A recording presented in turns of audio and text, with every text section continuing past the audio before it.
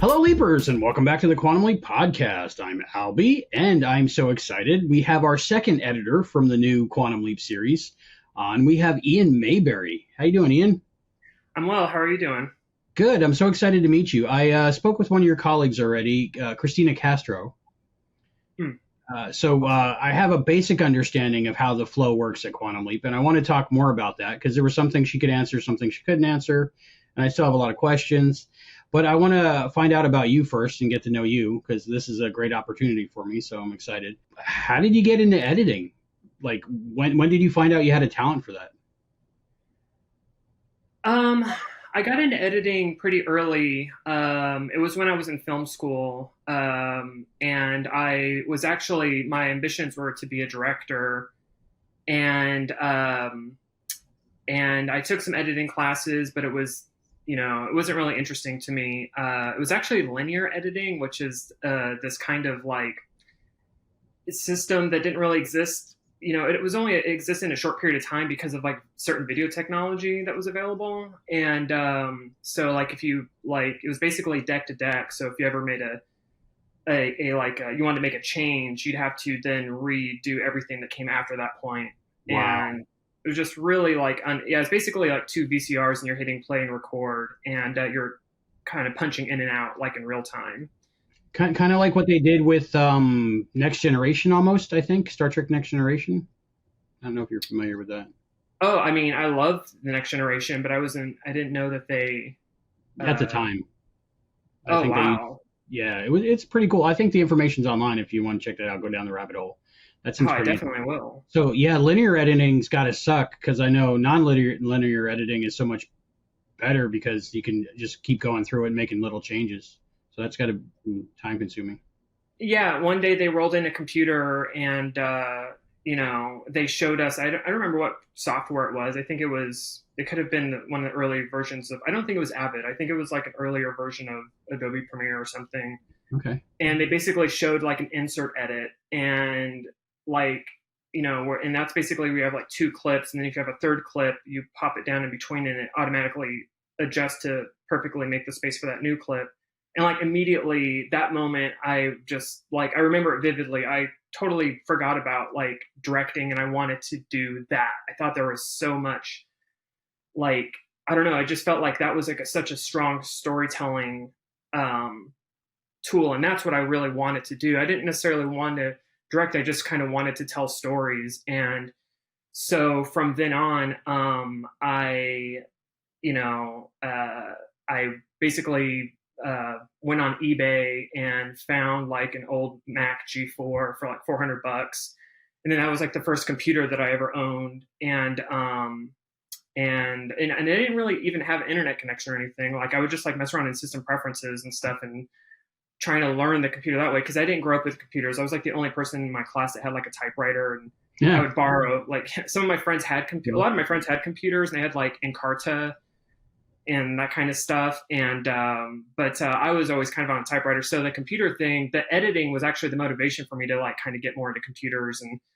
And then I got a copy of Final Cut 3.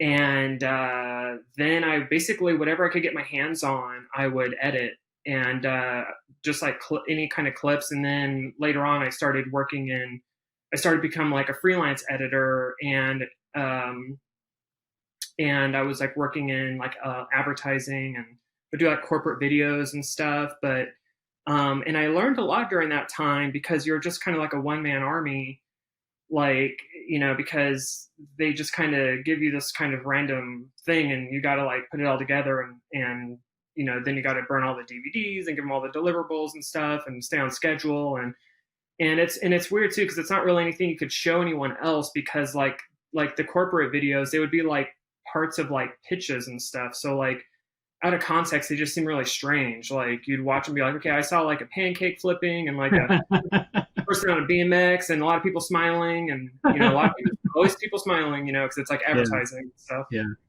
Can't have people, so, but then throughout the years, I just kind of kept, staying afloat doing that kind of work, and working for like boutique, like post facilities, or working directly with clients that I found online. And then one job basically kind of led me into the TV realm, and which I just really never thought I would, work in. It seemed like such like a, it seemed awesome. Is like, it would be great, but it just seemed like it wasn't going to happen in this lifetime. And so I kind of, found myself in that world, and I was basically a post PA. And that was like my first show or my first gig. So that's a post-production production assistant? Yeah, post-production assistant. What did they do? What did you do when you were that? Well, that was like right before the whole like electronic delivery system kicked in. So I was basically running around hard drives and DVDs all day, all across town. I would go from Hollywood to like Fox Studios, like sometimes like 3 times in a day. Lots of driving, and you were the internet before the internet.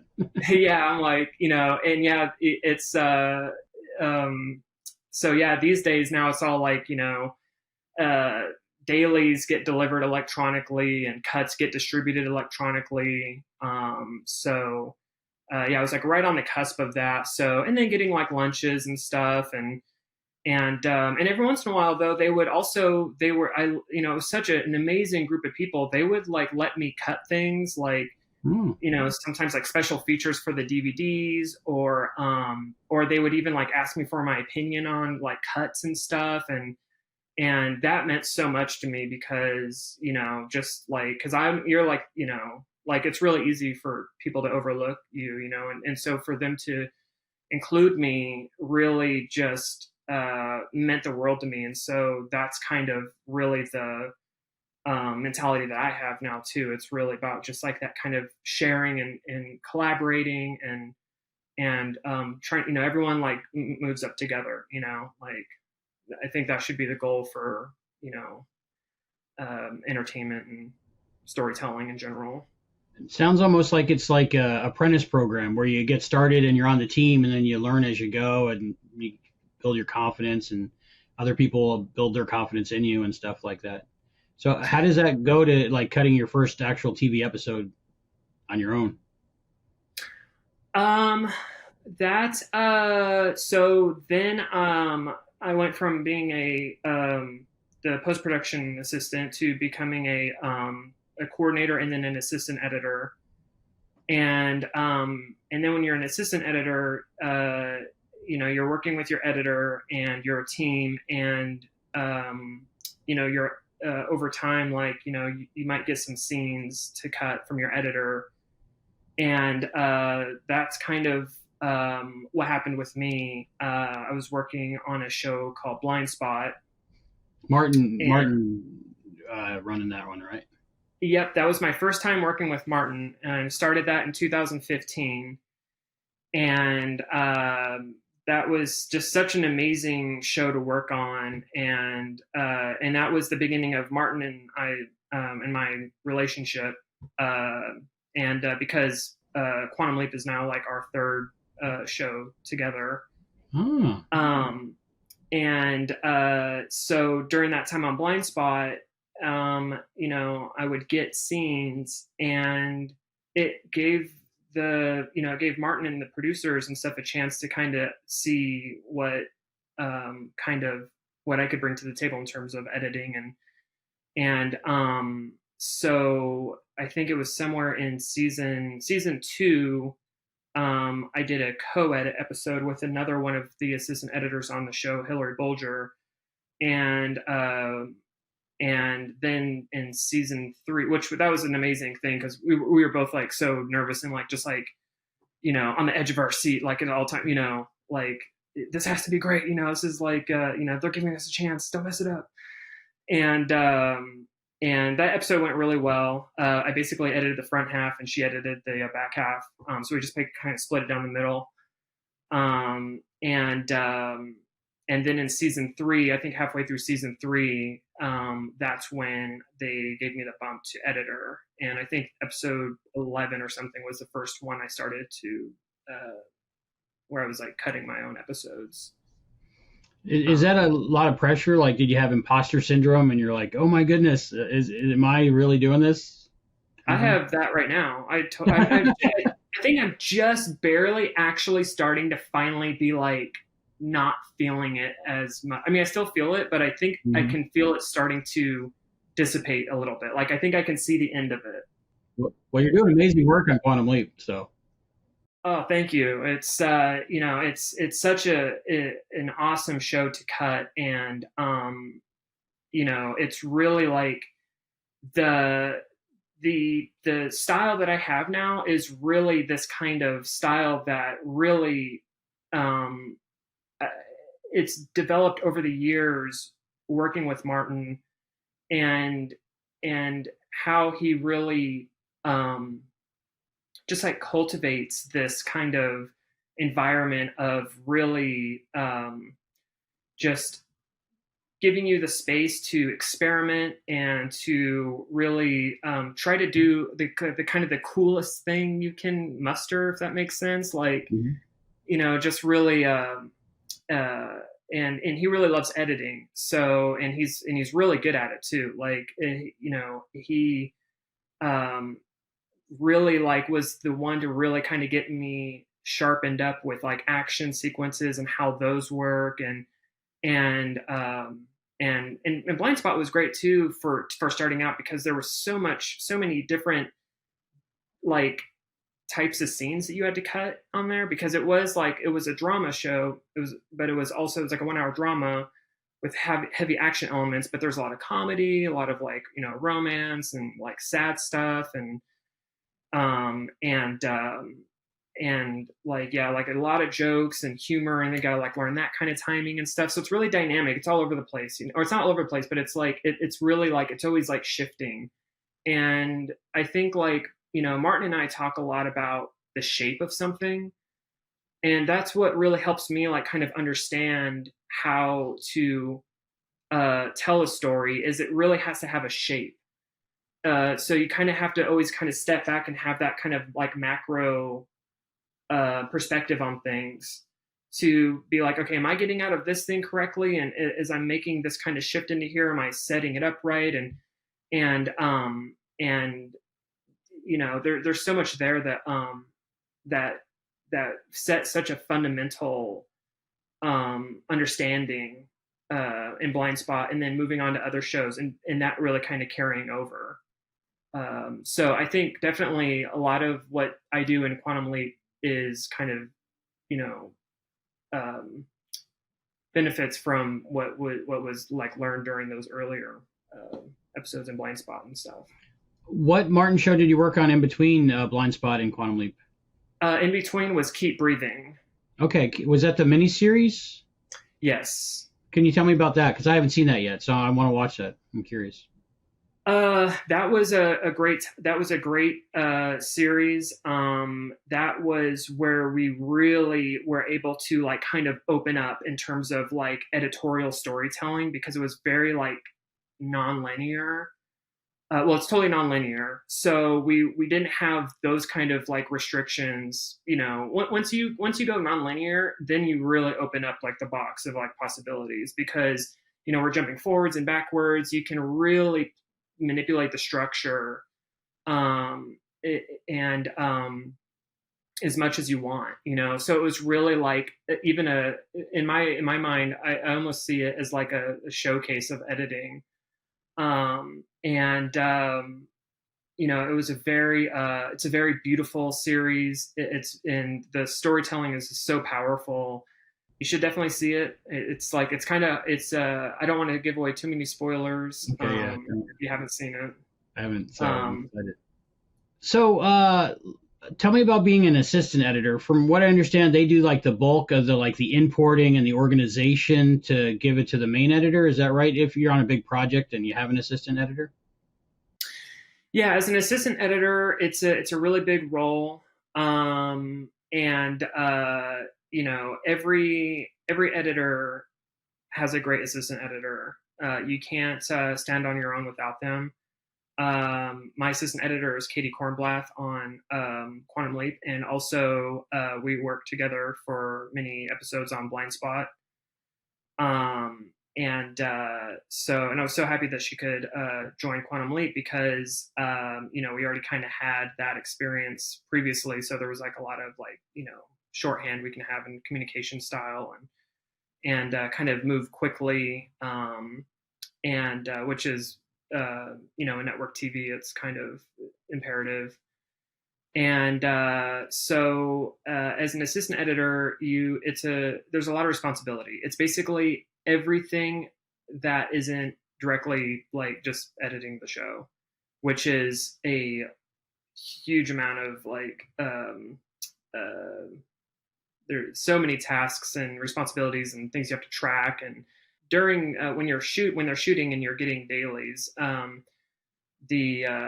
of the primary roles is to basically wrangle that footage and organize it in such a way that to the editor's preference, because every editor is different and every editor kind of has their own way of like understanding the footage. Once organized, making sure everything's accounted for, there's nothing missing, and if there is stuff missing, kind of like track that down, figure out what happened. And sometimes there's this like sometimes it looks like there's something missing, but it's just like a discrepancy in the paperwork, and so they just have to kind of figure that out. And so a lot of times you're like kind of chasing this like phantom thing, and then an hour later, like, yeah, it's fine, you have everything. And then and then there's really it's a super technical role, and like there's a lot of science involved. Like there's a lot of like like computery type stuff where you have to deal with any type of problems that are happening within like the shared network, or the shared storage, if there's like some network issues, helping with that. And then and also an assistant editor is in charge of what are called turnovers, and that's basically after you basically lock the episode, each of the departments have their own requirements for like their workable materials that they need. And so that includes sound department, VFX, music, sound, and then like online, like the lab. I think that's all of them. And and that's like feeding all that stuff out. That can kind of, be very technical. When I was assistant editor, I always like kind of got stressed out during that part because I was always like so terrified I was going to make a mistake because, if you make a mistake there, then you have to like the redo is like horrible because you gotta like, they have to like kind of like whatever department, if they started working, they have to like kind of reconform whatever they did. So, it's just, but it always works out. It's always fine. And then also an assistant editor, in terms of like creatively, usually they're in charge of sound design. And that's something when I was an assistant editor, I really loved. Sound design is like one of my favorite things. And I was on one show for a bit called Titans, which I really loved. And I feel like that show really elevated my sound design abilities because it was just so much more, there was so much like non-diegetic kind of sound design in there, like just like emotional state type sound design. And so you really and the pacing of that show is a little bit longer, so like you really have to figure out like, okay, someone's having like a panic attack or something, what does that sound like? And it's like we're going to be in that shot for a little bit of time, so you got to have something that really kind of sustains that shot and sounds interesting and doesn't kind of start to get on your nerves and stuff. Like you have to kind of find that like tone and that part of it I really like, and also like technically shaping that sound and mixing it and stuff and really trying to make it sound as good as possible. And that's really important because even though that is temp, that's all going to get redone later in the mix once it goes to the sound department. But for getting through cuts and stuff, you kind of need to hear that, like, because you need to understand it on a conceptual level, like how is this actually going to work when we do it for real. So you kind of have to have it in a way where it's proof of concept before you kind of say, okay, we're locked and we're gonna go with this direction. You have to kind of see it before you can make that call. So I don't want to jump too far ahead, but like stuff like maybe like the heartbeat sounds in 213, was that like scripted, or did you come up with that idea, or did the final sound design do that, or is that a collaboration? That was just something I came up with. I just felt like that shot needed something during Rick Senior's heart attack. Hmm. That was just I was putting that sequence together, and um, it was that shot just felt like it wanted something. And at first, I was like adding like a kind of a shrinking vignette because I used to have like panic attacks when I was younger, and my vision would kind of like do this thing where things would just feel really distant. So I was trying to convey that a little bit, and also I think there was some kind of like Metal Gear Solid type thing kind of going on in my head, and couldn't remember where it was, but I know I've seen that kind of like thing like in one of the games. And I was trying to I went through like the first game, and I was actually trying to find an example of it to see how it worked, and I might have just imagined it or something, but it was really like something like I remember that being some kind of cinematic element in one of the somewhere in the series where something there was a cut and there was like kind of the sound would drop out and then you could hear like that doom doom like kind of heart. It's somewhere out there. I don't know. Maybe it could be. I'm pretty sure it was somewhere in that game series, but that just kind of like was that just kind of came to mind, and I just kind of wanted to try to put something there, and then visually kind of have some kind of like visual thing too. Is basically trying to just make that moment feel like visceral and getting inside of Rick, like something's going wrong internally inside him, and take us out of that racetrack and really try to get us inside of his personal space with doing that. So that was kind of the motivation for that. That really worked. It really sucked you into that moment, like almost like slowing down time because something was happening. So I really appreciated that. That was good. Awesome. So Glad so to hear that. how many episodes for Quantum Leap have you done? 13, 12, something I like that? I just had to count last night actually because I didn't know either. It was 10 actually. It's five for each season. So 10 episodes. Your first Quantum Leap, Atlantis. You get the space shuttle episode. How Yeah. cool was that? Oh, it was amazing actually. I remember getting the script because um, when I did the interview and and was hired, but I didn't really know what I was like in for. I didn't know anything. I didn't know. I knew basically that it was going to be Quantum Leap, but I didn't know any details of the stories or anything. And so I remember like, the script came like I think it was like a month later. I got an email with the script, and I remember reading like the first few pages, and I was like, "Is this even possible? Like, this seems so huge, and like it's like a space, like and because I've been in network for a while, and I they're tight schedules and stuff, Hmm. and um, and I thought like." Uh, this just seems so wild, but I was super excited because I mean I've always loved space stuff, and I'm a huge like science fiction fan, and so I was really excited about it. I was actually just I was really ready to go, and that episode really turned out great, and that was like the first time. Also, we were shaping that episode too, like because we were also well, we weren't shaping the episode, we were shaping the series because that was only episode 2, so we were still like discovering the characters and kind of finding musically too, like how things worked in the show. And I remember like at one point every scene had like 3 different musical options, and each one of those had like different temperatures, and then so when I would go through the show with Martin, I would like we would audition different ones to see like, well, what works, like what level of intensity do we want this to be at, like I've got this really like high stakes one, I've kind of got this like medium one, and then I've got this kind of more calm sounding, but still like there's some stakes in there and like some tension. And so, and normally that's not really typical because normally you just kind of like score the show, and if something doesn't work later, you'll swap out that song for something that might be better suited for that scene. But for that first episode, we were really experimenting with music and stuff, and also with characters. Like I was learning about like magic and stuff. Like I remember there's that first scene with like Addison when she's in the it's in HQ, and I forgot what they're arguing about.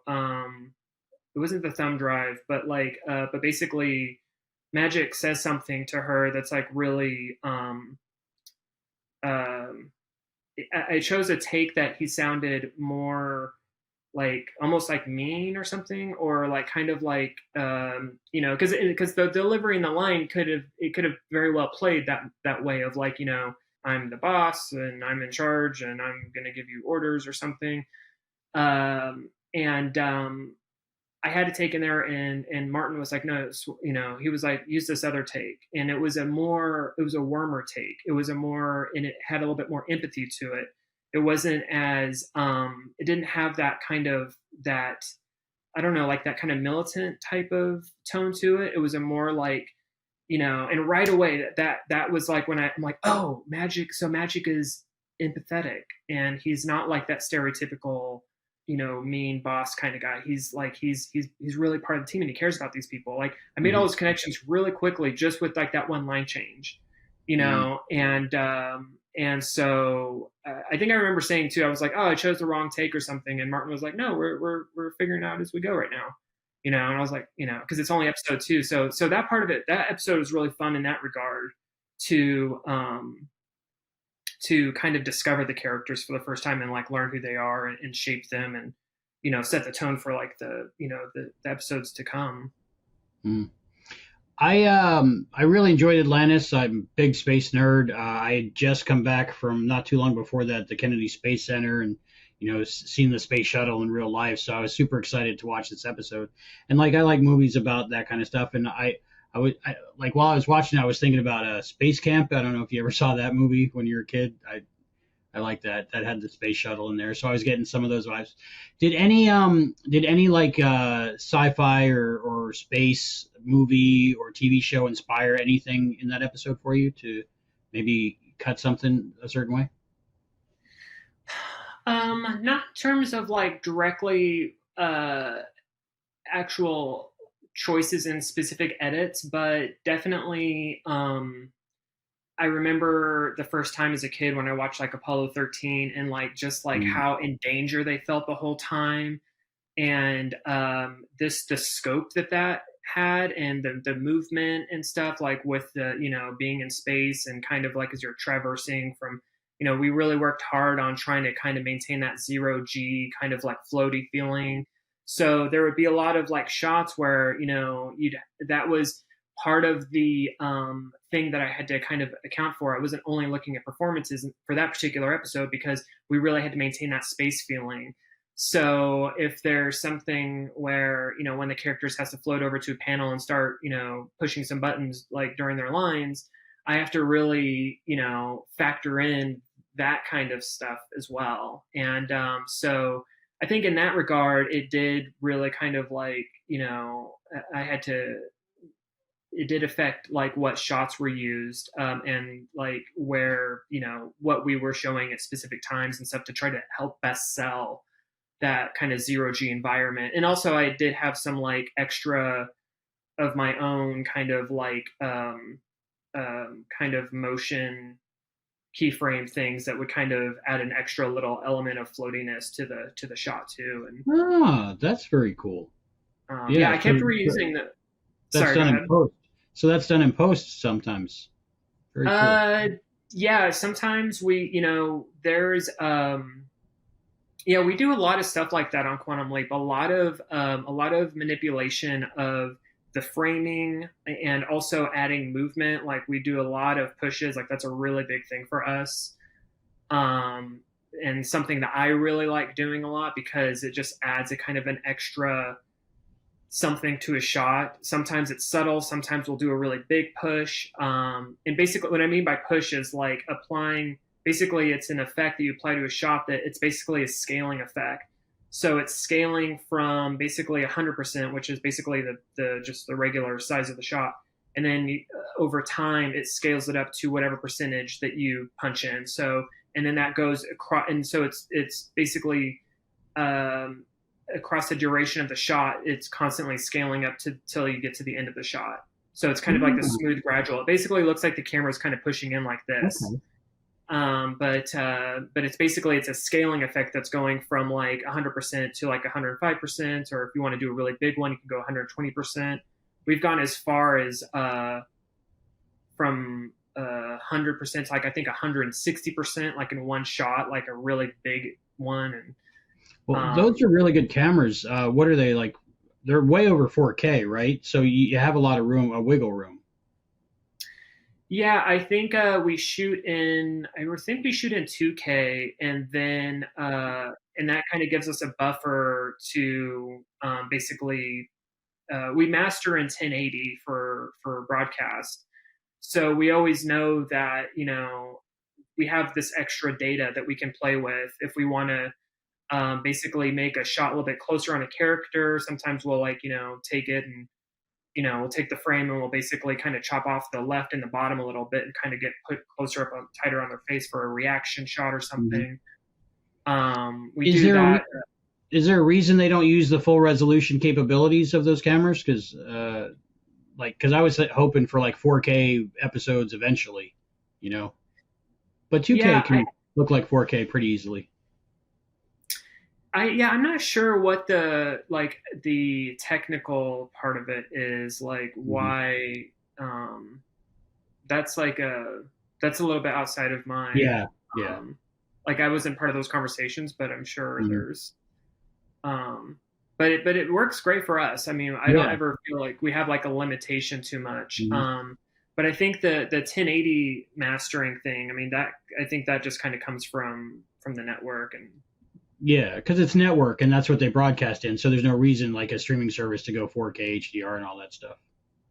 Yeah, like every time for any show, like that's the first thing they kind of tell you is, whether it's for HBO or if it's going to be for Netflix or it's going to be for CBS or NBC, they always kind of give you those final target specs of like what the final deliverable needs to be. So they dictate that, and then you just kind of say, okay, well, what's the best way to deliver for that format or for those specs? For Atlantis, was there any talk of like silence in space versus sound in space and what to do there? And did anybody have opinions, or was that decided originally from the beginning? Yeah, that happened like during cuts, basically. I was trying to do a fair amount of that, and then once we go into cuts and working with the director and then working with Martin, we muffled a lot of stuff. And so I think we were looking a lot at like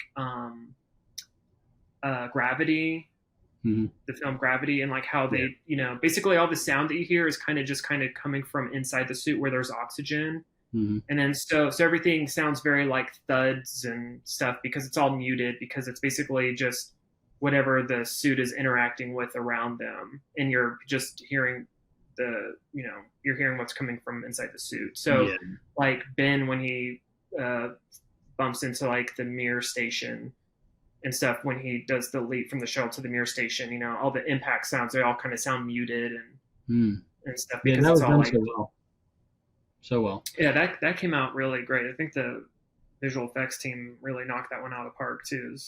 Salvation or Bust, I really enjoyed that one as well. Now that's a completely different genre. Tell me about doing that one. Yeah, so that was really interesting because that was coming right out of, because first doing Atlantis and having the script for that and being like, wow, we're going to do a space episode. I love space. And then I found out from my assistant editor that the next one was going to be a Western. And I was just like, are you kidding me? Like, I love space and I love Westerns. Like, that's going to be the next one. And so I didn't know what it was about or anything, but just the idea of doing a Western I was already like super excited. Like, Italian Westerns and stuff, like all the Sergio Leone stuff had a massive impact on me. Those are kind of like the first films. I think like For a Few Dollars More, I think is my favorite film of all time. And that was like the first film that really kind of like opened up my mind to like just the possibilities of film, because there was so much genre bending happening in that film. And and it was kind of like also like some of like the first earliest like superhero movies too, because they just have like insane precision with their weapons and stuff. It's like, really like, Yeah.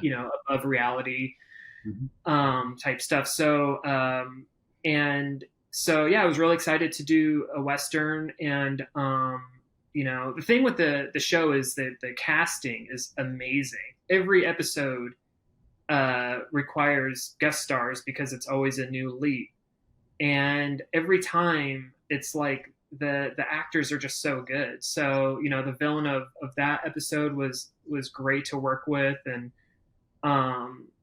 and that whole cast, I was like a huge town. And kind of similar to, I don't want to jump too far ahead, but like in a certain kind of magic where there's a lot of town people. Mm-hmm. You have to really kind of, you don't have just like a one or two characters that you're trying to like focus on. You kind of have to, the whole kind of town is like a character, so you have to kind of keep everyone alive, and and make them feel, keep them present for the audience and stuff. And so that could be like a lot of stuff to balance there. So that was like a bigger episode in that regard, in terms of like, just like faces and shots and, the atmosphere. And a lot of sequences are really fun to cut. I'm trying to remember like some of the, I love like the practice, him like trying to learn, when Ben was trying to learn how to like shoot the revolver. And it's like very like and then Addison kind of like guiding his the hand, and you see like the distortion. It was a very sexy scene, very, very hot. It was very like, it was such a very amazing kind of I remember cutting those scenes and thinking like that I get to kind of use these like reference, like kind of get to see use these all of these kind of influences I've had, and really about like kind of connecting the dots of my life, I guess, because I don't. It's interesting, like when I'm putting these scenes together, I feel like I'm kind of like always drawing from like my previous experiences in life. I don't see my life in phases. I see everything as like basically just like one big experience, and I'm always kind of connecting dots. Yeah, I don't know if like the general public realizes, but taking in or adding a bit or just a beat or taking it out can make such a difference in like that scene with shooting the gun, for example. Like the smallest few frames can just change the entire feeling of the scene. Sometimes do you ever struggle with like the minutia of just getting it perfect? I try to do that like on every single cut. Like it's really it's something that is super important to me. Breaths, blinks, all of those things, either adding a breath or taking away a breath can, really, tell you, kind of inform you on like the character's state of mind, and just kind of give that, it can really change the overall, like, the nuance of what's happening in that specific beat. If someone, because you can build it out so it's a hesitant response, or if someone right away, like in like 213, it's like, when Jeffrey's like, how does he die? Heart attack. Ben's like, because he's like, oh, I'm starting to get Jeffrey on my side here a little bit, and so, or in like 201 when Ben is trying to ask Addison out for the first time, and she's just so quick to say yes because she's like, I know where this question's going. I don't even like, let's just and so that kind of stuff is really great to those small details. A lot of times I like seeing how people are receiving a line rather than who's speaking the line, because it's more interesting hearing like how that person is like being affected by what they're hearing. So those details, really, that is where I think successful editing lies, is really in those kind of details, because if those little things are missing, that's kind of what can make something feel off or just kind of like bump you or something, and kind of suddenly, and suddenly the editing isn't so invisible anymore, and it starts to you start to kind of notice maybe is there like a pacing issue or something. So yeah, I do a lot of dialogue editing too, like a ton, because I'm not only looking at picture, I'm also really listening to all the performances, like in terms of audio. And sometimes I'm like, well, I like this picture, but I like this delivery here for the line. So in terms of like, the sound of it, so I'll just take that audio and I'll try to fit it either into the, put it like, line it up on picture that way, or I'll maybe try to cut away in such a way that it's like someone's listening, and then I get the opportunity to use that line with that particular delivery. Because really it's like you got to really account for both of those halves, and in that way you're really maximizing with all the available footage that you have, or all the available material that they captured. To me, a breath is just as important as a word. So because it kind of can tell you something, if it's a sigh, or if it's a, or if you want to, really pace something up and really, get everyone super amped up, you take out all the breaths and stuff like and that. you got to remember simple things like people don't inhale twice before they speak. So you got to. I'll be there for way too long trying to figure out those things sometimes. I'm messing around, I'll go and I'm like finding clean audios from somewhere else, and I'm putting in cross dissolves and stuff. I can't have back-to-back breaths. Yeah. It's like, no. That's a thing for me too. With like a Western and the larger cast and the more background actors, does that make it more difficult? Like, are you making sure when you're doing different cuts not to put the same like woman in a purple dress in two different locations? Or is that something you rely on like quality control people afterwards to double check? Definitely. No, that's all within, that's something that I track. And, because it wouldn't, because it has to be me. It can't be someone else, because if that point, it would already be too late to like change the cut, because we would already be locked, and we've already gone through all the various cuts with the director and the producers and studio network. So it's kind of something, usually you work those things out in the, you always work those things out in the cut. It's just part of the editing process.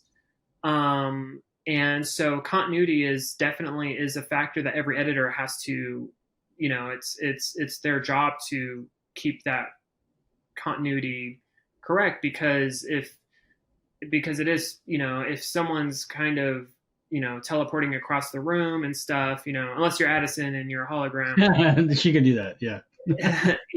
Normally people can't do that. So you have to like always, and that can be a tricky thing. Even simple scenes can become complicated, because suddenly, you run into like a blocking issue where, there's different takes. The blocking is kind of different. So you might have to really rely on some kind of smoke and mirrors psychological technique to kind of get around it without the audience realizing what's happening there. Mm-hmm. And there's that thing with crossing the line of what is that called? I think the Madam Web was guilty of that in this last. And I don't know if you saw that movie yet. I haven't yet. I want to. There's a scene on the bridge where they like violate that, and it's just jarring.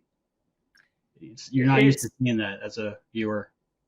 Interesting. I'll keep an eye out for that. Like I try to watch things like, I try to, not, try to watch things in a technical sense sometimes, but when it jumps out at you, it's like, it's something that's, it depends on like the choice and what is happening in the story there. Like, for me, I break that rule nonstop.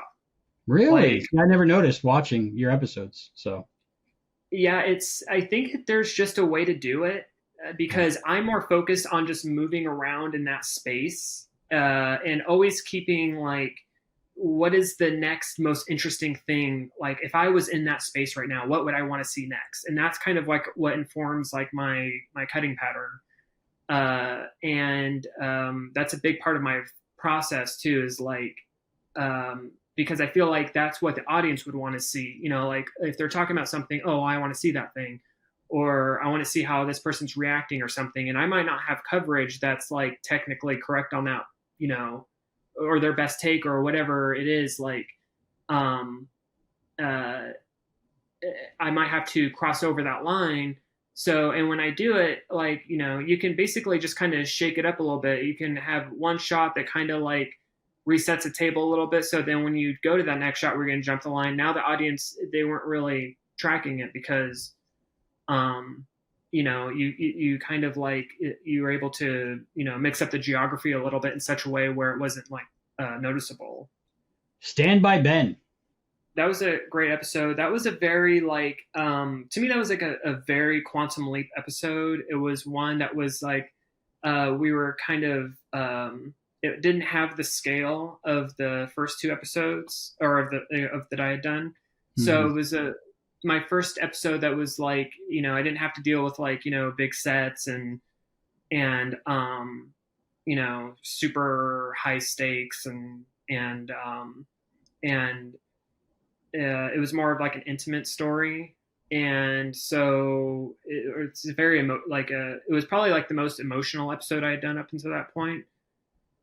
And, you know, it was great. It was, I really loved the direction of that episode. And, you know, we just had so many, you know, great, options for like, coverage in that one.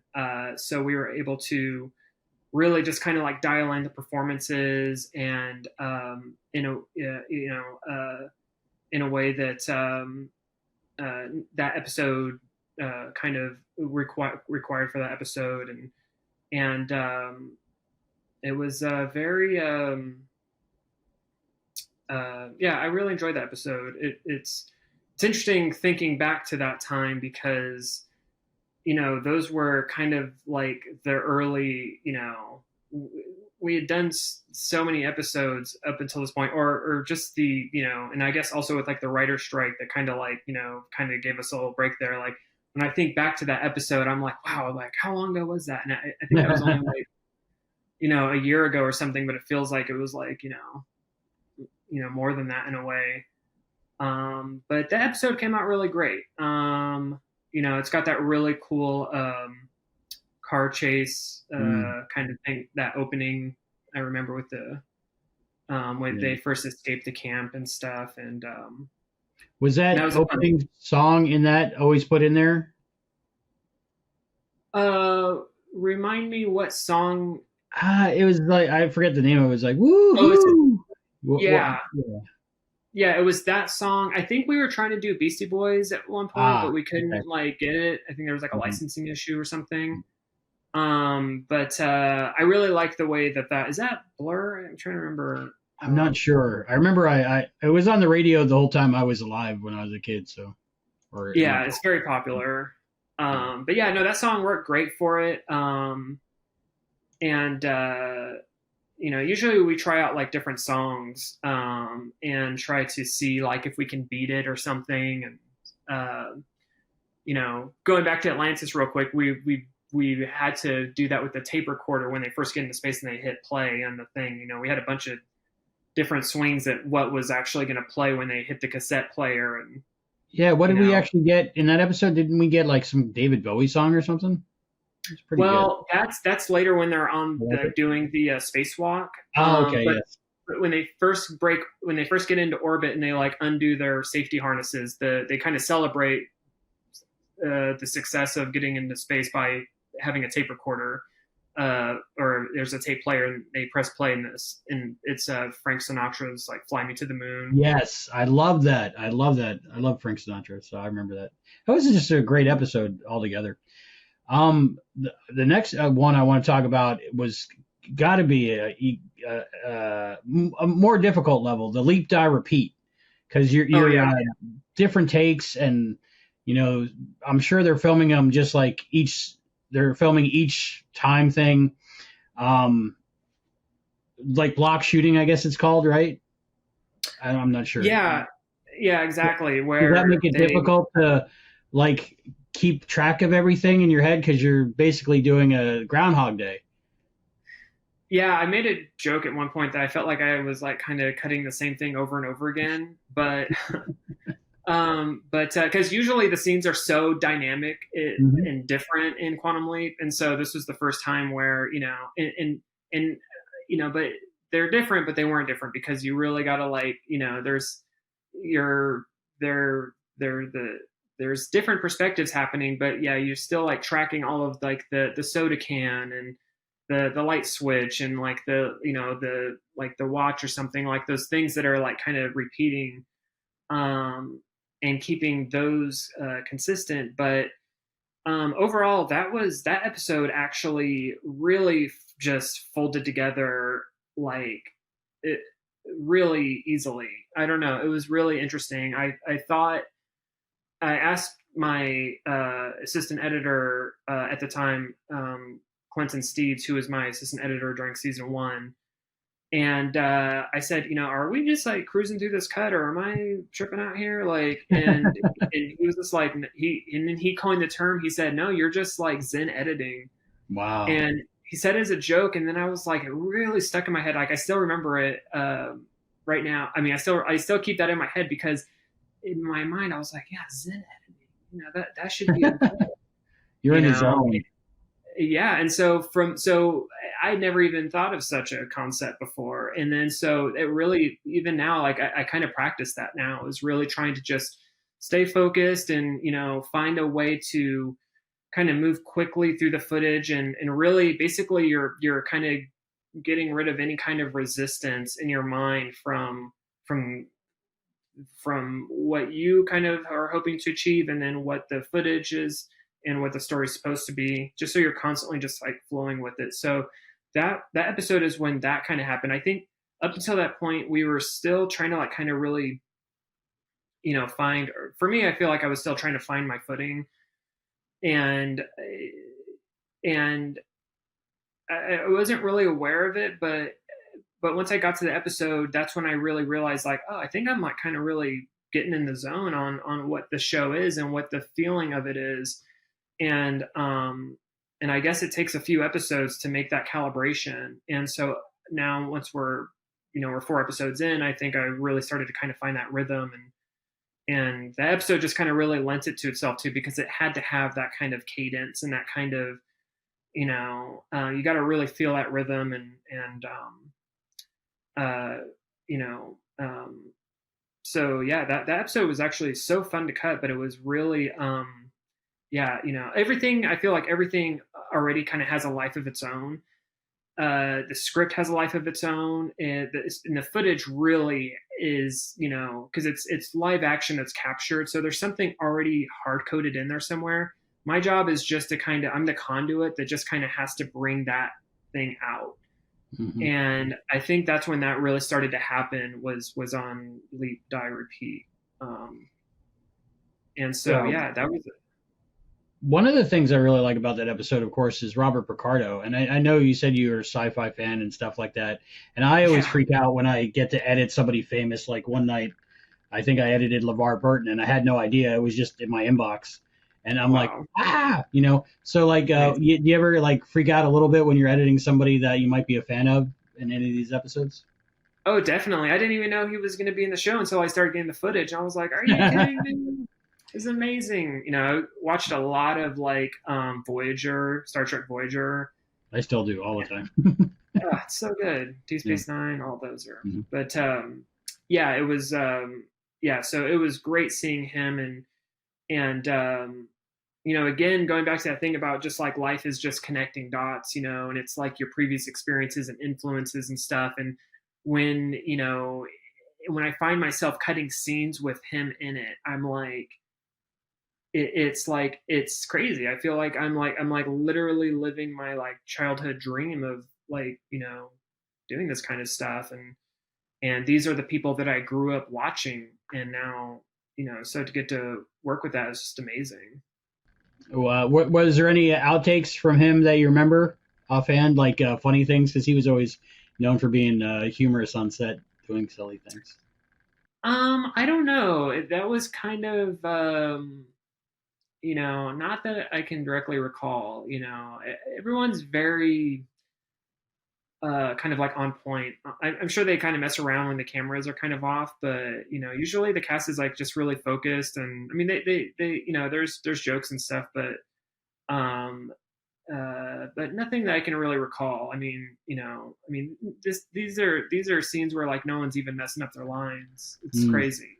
They're everyone's coming in so prepared and they're in the headspace and stuff. Um, but and he was just so great to cut too because his mannerisms are so sharp that I had really clear cut points on like head turn, boom, we're out. Like it was like he's a person who knows his way around like a console, you hmm know, because of like so like when he's around the instrument panels and stuff and there's like things to like look at and observe, he's just like it was perfect for that because they were always around that like that console in the control room. So and that console was like such an important element of that episode too. It was like because you had to really kind of understand like the pressure gauge and stuff, and hmm that there were screens there and how those worked because the explosion was like delayed. You would see it on the screens first, and then you'd have to wait for the explosion shockwave to travel up to all the way up to where they were. So you'd have to like kind of keep that geography, like consistent and like realistic, and because but yeah, he was very really great to like shape his performances. That's amazing. Yeah, that's crazy. That's so awesome. And of course, editing beautiful people too, like Joe Dinicol in that episode. Yeah, it's like everyone is amazing. Like that going back to like the casting and stuff. It's just like the casting department is just like it's I think didn't they just like announce like a casting award for like the Academy or something? Like there's like Oh, a that big would be category or cool. something. They need to do that because that's a big part of every project. Yeah, I don't know if I'm making that up or not. Maybe but I just read that, and that would be like this show's one that would have that because it's just Absolutely. The Friendly Skies. mm, Now we're in an airplane. yeah, that episode is like kind of one of my like favorites, like out of everything, and it's that episode feels like so cozy to me because of like I love that set that being on an airplane. I never really got to go on an airplane until like I was like an adult, and so it's always been kind of like a kind of a magical place to me. And I also really love like thunder and lightning and those things. I try to put them in everything that I do, and they're great for like underscoring like you know emotions and setting just like kind of general tones of like any type of like threat or danger that may be coming or and that episode really has a pacing that because every episode has like its own, like I was saying earlier, like every episode kind of has its own life, like it has its own thing what it wants to be.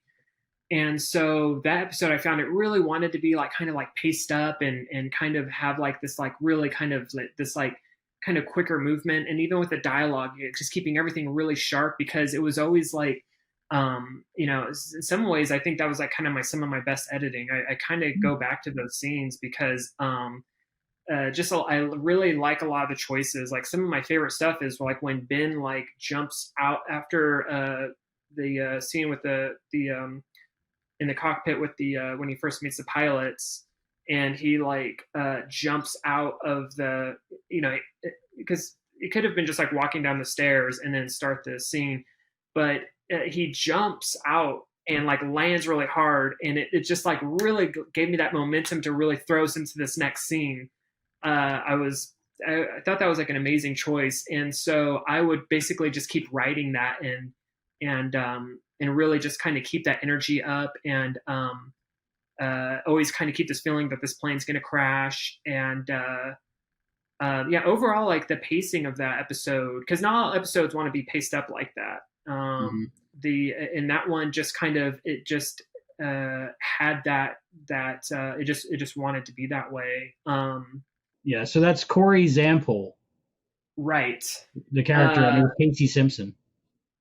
Yeah, that his performance was amazing, and you know the going from like kind of like the the spoiled kid to when you first learn of like that his childhood isn't so great and that his parents are like distant or and that he might be like he's not really kind of getting the love and nurturing that he should be getting. That scene, and it's like right before they find the go bag. It was such like a wonderful scene to cut because and this happens a lot in Quantum Leap where we really kind of start to show like deeper sides of the characters that really that's what draws you into the story, and that's what Quantum Leap is. That it was such a wonderful performance. He just did this like quick like kind of change, and his whole demeanor changed, his whole facial expressions. It's subtle, but you completely see that he in his mind he did like a 180 there, and he doesn't quite explain, but Ben right away, it's like so much like Ben can pick up on it, and Ben kind of like then in turn drops his defenses and lends an olive branch to Corey to kind of say, well, what's going on with you, and because and so he shifts from being like this like kind of annoyance to like somebody that you care about. I love those kind of scenes, like because they really that's what makes the story feel real. Do you ever do like homework, kind of like watching movies? I'm thinking like, say, for example, airplane airplane episode coming up. Do you watch Airport? Do you watch Passenger 57, Air Force One? Or do the directors kind of give you the vibe we're going for and maybe you rewatch some of that stuff? Or do you just go from memory or feel? It depends on the episode. It's different. We do these things called tone meetings before we start shooting, where basically the Martin and Dean and like the writers and the director will kind of read the script together, not like word for word, but we'll basically kind of summarize the each scene, and we'll basically talk about like the tone, like kind of what's going on with this scene, like what is the character thinking, and so that kind of like informs us on that approach. And then for like outside research,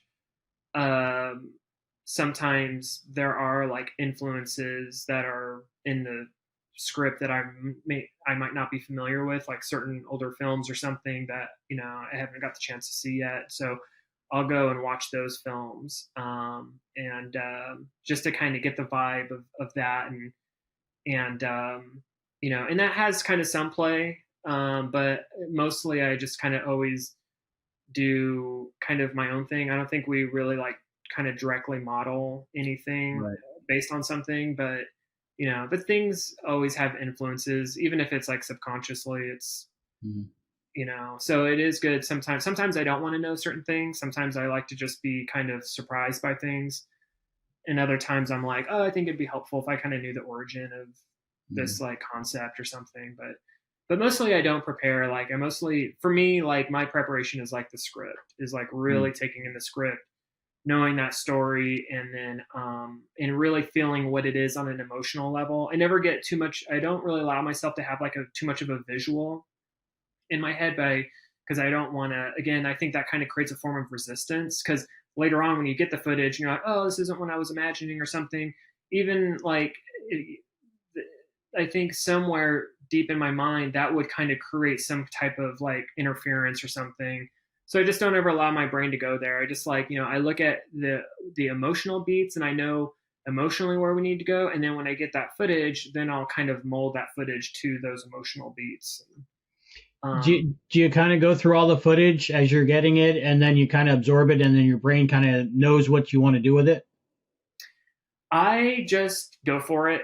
I just immediately start dropping stuff in the sequence. Oh. Like every bin, every scene. So basically, when we get scenes, they're organized in a series of bins. Each scene has its own bin, basically. And a bin is just like basically in our editing program, it's like a kind of, you think of it like a bucket. And so whenever I open up a new bin for the first time, it's always like a mystery because I don't know how things were shot. I don't know what was, I know what that scene is about based on the script, but I don't know what it looks like visually. So you do have to like learn it as you're learning it as you go. But I don't waste time like not being active. I'm constantly like, as soon as I see something, I'm like, because I am watching, but I'm also, as soon as I see something that's like interesting, I'll just drop that in the sequence.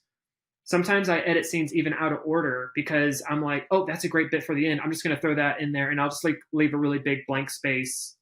I guess I have to do this. I don't know if my hands are like out of frame right now, but like, but to, and then I'll come back to that later or something. But I want to have that in the sequence already because I don't want to have to remember. Oh, what was that one thing I saw earlier that was like really awesome? Like, I don't even want to go there. I just want, let's get in the sequence now. It's amazing. I love that performance.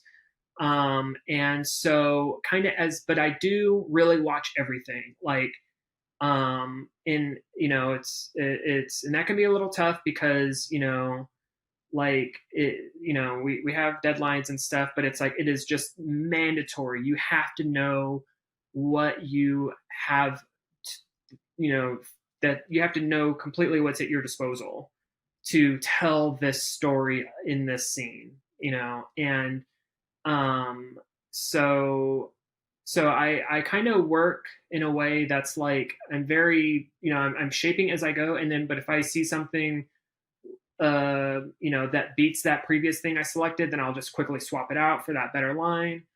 And I'm watching for stuff that's happening in between takes too. Sometimes I'll like even steal looks or something that was like not really totally intended, but I was like, oh, there's that great like kind of like side eye that they gave, or some kind of moment of, it seemed like they were reflecting on something. You can steal, anything goes. Nothing is off limits. You can but to do that, you really have to, you don't want to order something online that requires like a fair amount of assembly, and then you get to the end and you still have like some like nuts and bolts on the ground. Yeah, you don't want that. Yeah, so it's like same thing with footage. You don't want to like miss any of those opportunities to really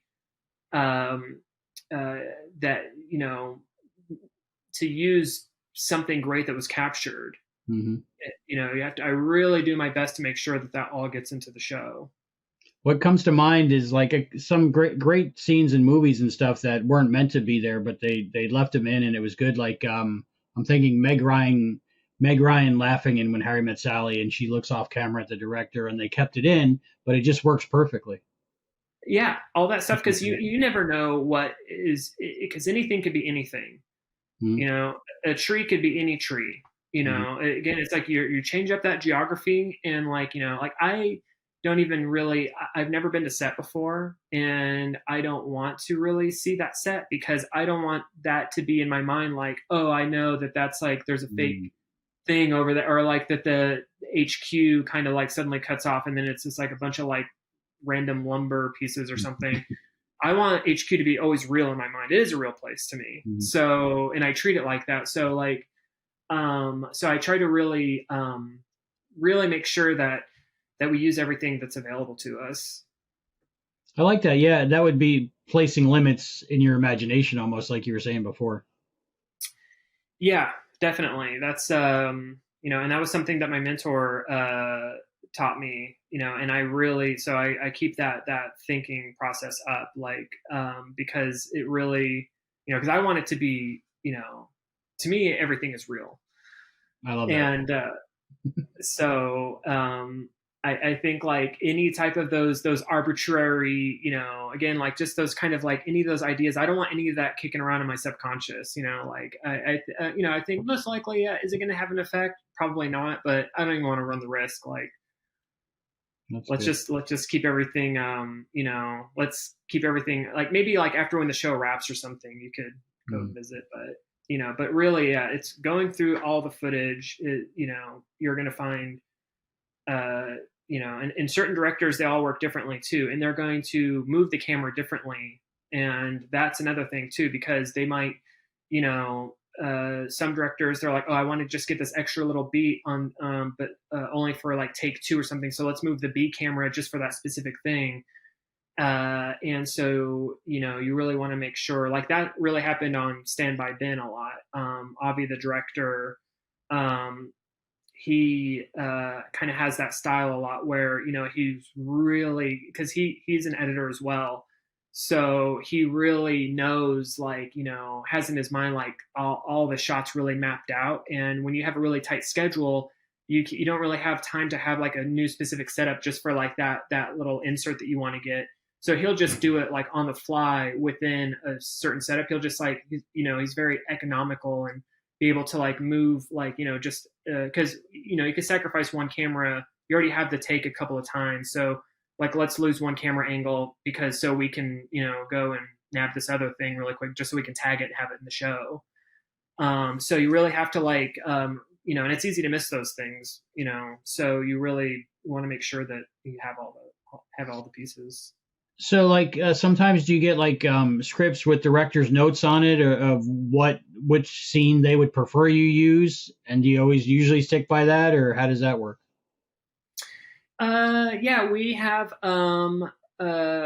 we basically get production paperwork for each day of shooting, and so there's all kinds of reports, and within that are the facing pages, which are a part of the line script. Basically, it complements the line script. It's kind of like a 2-part thing. You have your line script, which is basically just a script that has lines drawn through it that basically tells you what camera setups were used on these particular lines. And it's kind of hard to describe. Even when I first saw them, when I was like first starting in TV, I was like, what is this? This looks like craziness. It's just like, because it's so many lines. Sometimes you can't even read the actual text, because if they have so much coverage, like if it's a fight scene or something, and they do like 20 takes or something, there ends up being so many lines on there. And then there's the facing pages, which basically are kind of give you more details on those specific takes. And in there will be like notes to the editor for like, who, like if the writer favored something, or if the director favored something, if this was best for this bit here. And so those are like those can be like guides to kind of, help you when you're, going through the footage and stuff. And it's good to know like what they liked and stuff. And so, but really, like you still have to like weigh that against everything, because maybe because there's a particular way that we're approaching something, that particular take, even though it's great, it might not be compatible with the overall like direction of how the scene is fitting together overall. So it's a guide, but but really, like, you just have to kind of keep your mind as open as possible. I don't think you ever want to just like see a note and be like, oh, this is the best for this. I mean, sometimes it's very clear cut and you're like, it's an emotional scene. One take is like very emotional, or one scene that the performance is great, and then the next performance is like, maybe they got a little bit tired from like the previous performance because they had to go all out emotionally or something, and they might be a little drained from the previous take. So that'll be a clear cut thing of like, yeah, let's use this take, and you'll see it and you'll be like, oh yeah, totally. But you always have to, I think it's always important to like really, as an editor, to understand the spirit of the note and not like take the note like exactly verbatim, and like, you have to understand the spirit of the note and then how that fits into the scene. Well, I'm thinking in old days when they were using film, like the director would say, like, print that one. So you had less to work with. But now with digital, you have so much more options. And is there an editor's cut, a director's cut, a producer's cut, and then there's final cut? And how does that work? So yeah, there's various cuts, editor's cut, and then director's cut, producer's cut, and then studio and network cut. And then we lock. Wow. And no more changes. Pencils down for eternity. And sorry, I got like my Oh, my that's throat okay. is all What's dry that because mug? I'm of just curious. I'm trying to check out your mug to see what it is. oh, one of my favorites. It's this film called The Room. Oh yes, you're And tearing that's me apart. yeah, you're tearing me apart. Lisa. The other side is oh hi Mark. I Yeah, I love discovered watching that movie. oh, this is Uh, like this movie messed me up. Like it's the only movie I've ever like lost it while watching. I was in the theater. I just couldn't understand how you this saw it could in the even. theater? What, like Yeah, originally, or was it like a revival? no, Because it it was was so during. bad, it was good. No, it was like the original run. Tommy was there. He came out to say hi to the audience, and I went in blind. My one of my best friends, he took me, and he didn't even tell me what we were going to do. He was just like, "Don't ask questions." I was like, "Okay." And I got there, and people were putting like plastic spoons in my hand and all this Yeah. like random stuff. And I'm like, "What do I mean?" And they're like, "Don't, you'll see." And I was like, "Okay." And then the movie started, and I just couldn't even. I couldn't understand how it even existed. It just seemed because you can't make a movie like that on purpose. Like, there's No. just no way. You couldn't be like, we're going to write a movie that's like really out there. It would not achieve that level that that film hit. So, Such a good movie, but one of our podcast hosts, Allison Pregler, did one of her early videos was a YouTube video all about that, and that's how I found out about it. And I watched it, and I just couldn't believe it, and love it ever oh, it's like still to this day, it's like one of the funniest things that I've seen on Earth. since. I've had this mug forever too. It's actually I'm worried because I think pretty soon it's going to start falling apart because it's all like breaking away here. Yeah, but I I've had love this. it. Oh, it's so good. That's so good. This took too long. Yeah, Did that. that take a long time to do or no? Um, you know, that's when the schedule got a little intense because um that I was at one point kind of juggling because I was still trying to finish Friendly Skies and so I kind of had to do like kind of work on both of those episodes at the same time. And then then I think at one point too, like the next one, Lonely Hearts Club, that one kind of kicked in at some point too. So there was kind of like three up in the air at one point. Um, Oh yeah, but because season 1 and 2 were shot concurrently, right? Like yeah, we right just one rolled after right another, into season. no break. Mhm. Yeah, no break. So just started getting the footage for that, and so just kind of like really trying to break up my time as efficiently as possible. So I was like kind of keeping up with camera as much as possible, and keeping all the various cuts on schedule and stuff. And yeah, that episode was so fun to work on. I love that script, and I love that that was like one of the first, you know, real kind of different feeling quantum leaps to me too. And like, Friendly Skies really wanted to be paced up and kind of have that kind of faster cutting style. This Took Too Long kind of was not like that. It really wanted to have a more slow, more somber. Ben is lost, and like Addison's just like completely out of the picture. We don't know why, and so to kind of play on that, like, so there's this mood to that episode that editorially you have to kind of convey of this kind of being kind of lost and being vulnerable. You're out in the open, you don't have very much like shelter, and they're kind of like they're just being used as like pawns and all that. So and that was a really and then there's like great action in there, like um that was like a real cinematic feeling episode. Everything felt really big, being out in the desert, like with the plane crash and stuff. Yeah, it didn't take long. I don't remember how long we actually worked on it, but I mean, we really, that's a season premiere, so we really try to Mhm. like, really fine tune it.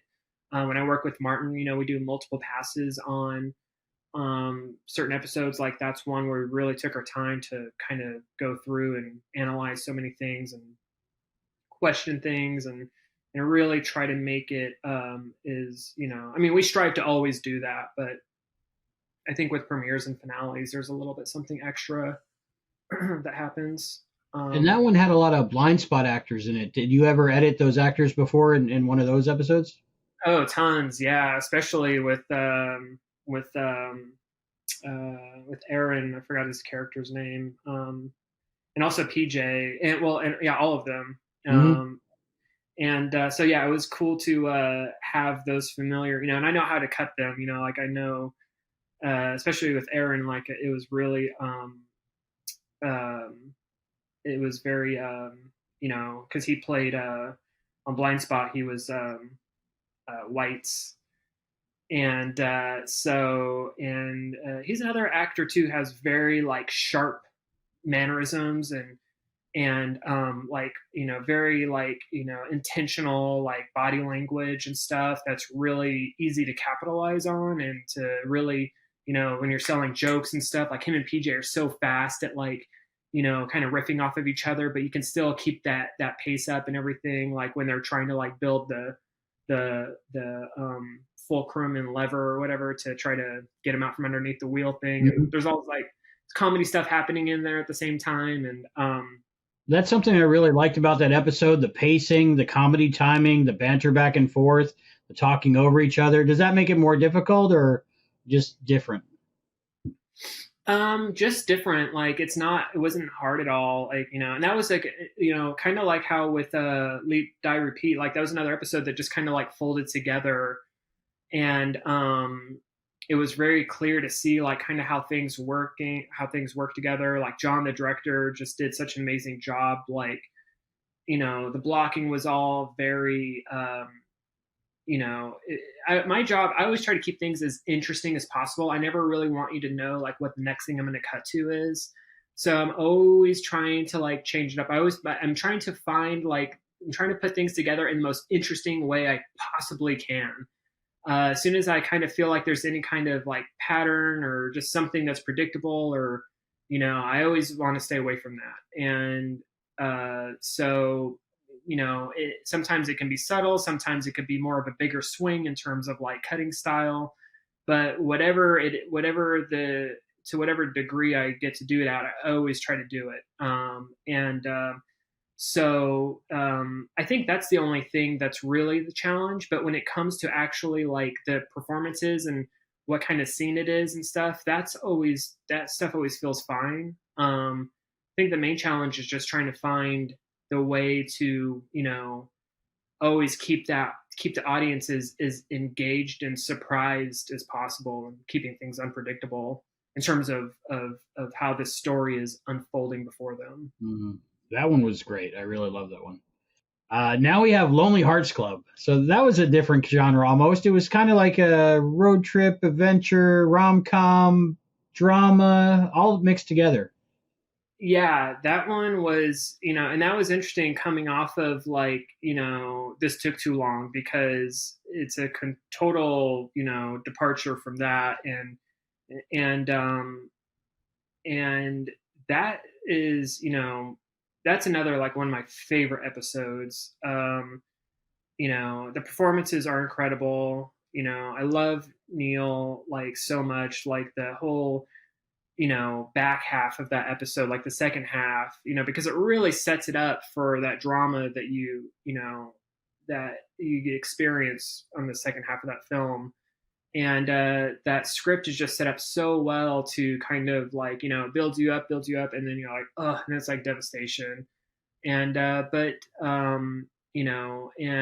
how the A story and the B story played off of like, you know, uh, Neil and his ex, how that reflects, Ben and Addison's um, situation and stuff. And some of the greatest, some of those performances in there are some of like my favorite in this series too. The argument that Ben and Addison have on the side of the street is like incredible to me. That's like one of my favorite scenes I've ever done. Mm. And as an editor, you're whatever it's really like, I mean, it's good to try to do your best, but like, you're your best is only based on the material that you get. Like you could be a great editor, but if you get something that is just like not that great, it doesn't matter what you do to it, you know? So, and that was like, you know, and that happens to me constantly on this show, but like, that was, you know, all of the performances in there and the emotions and stuff were just like so profound to me.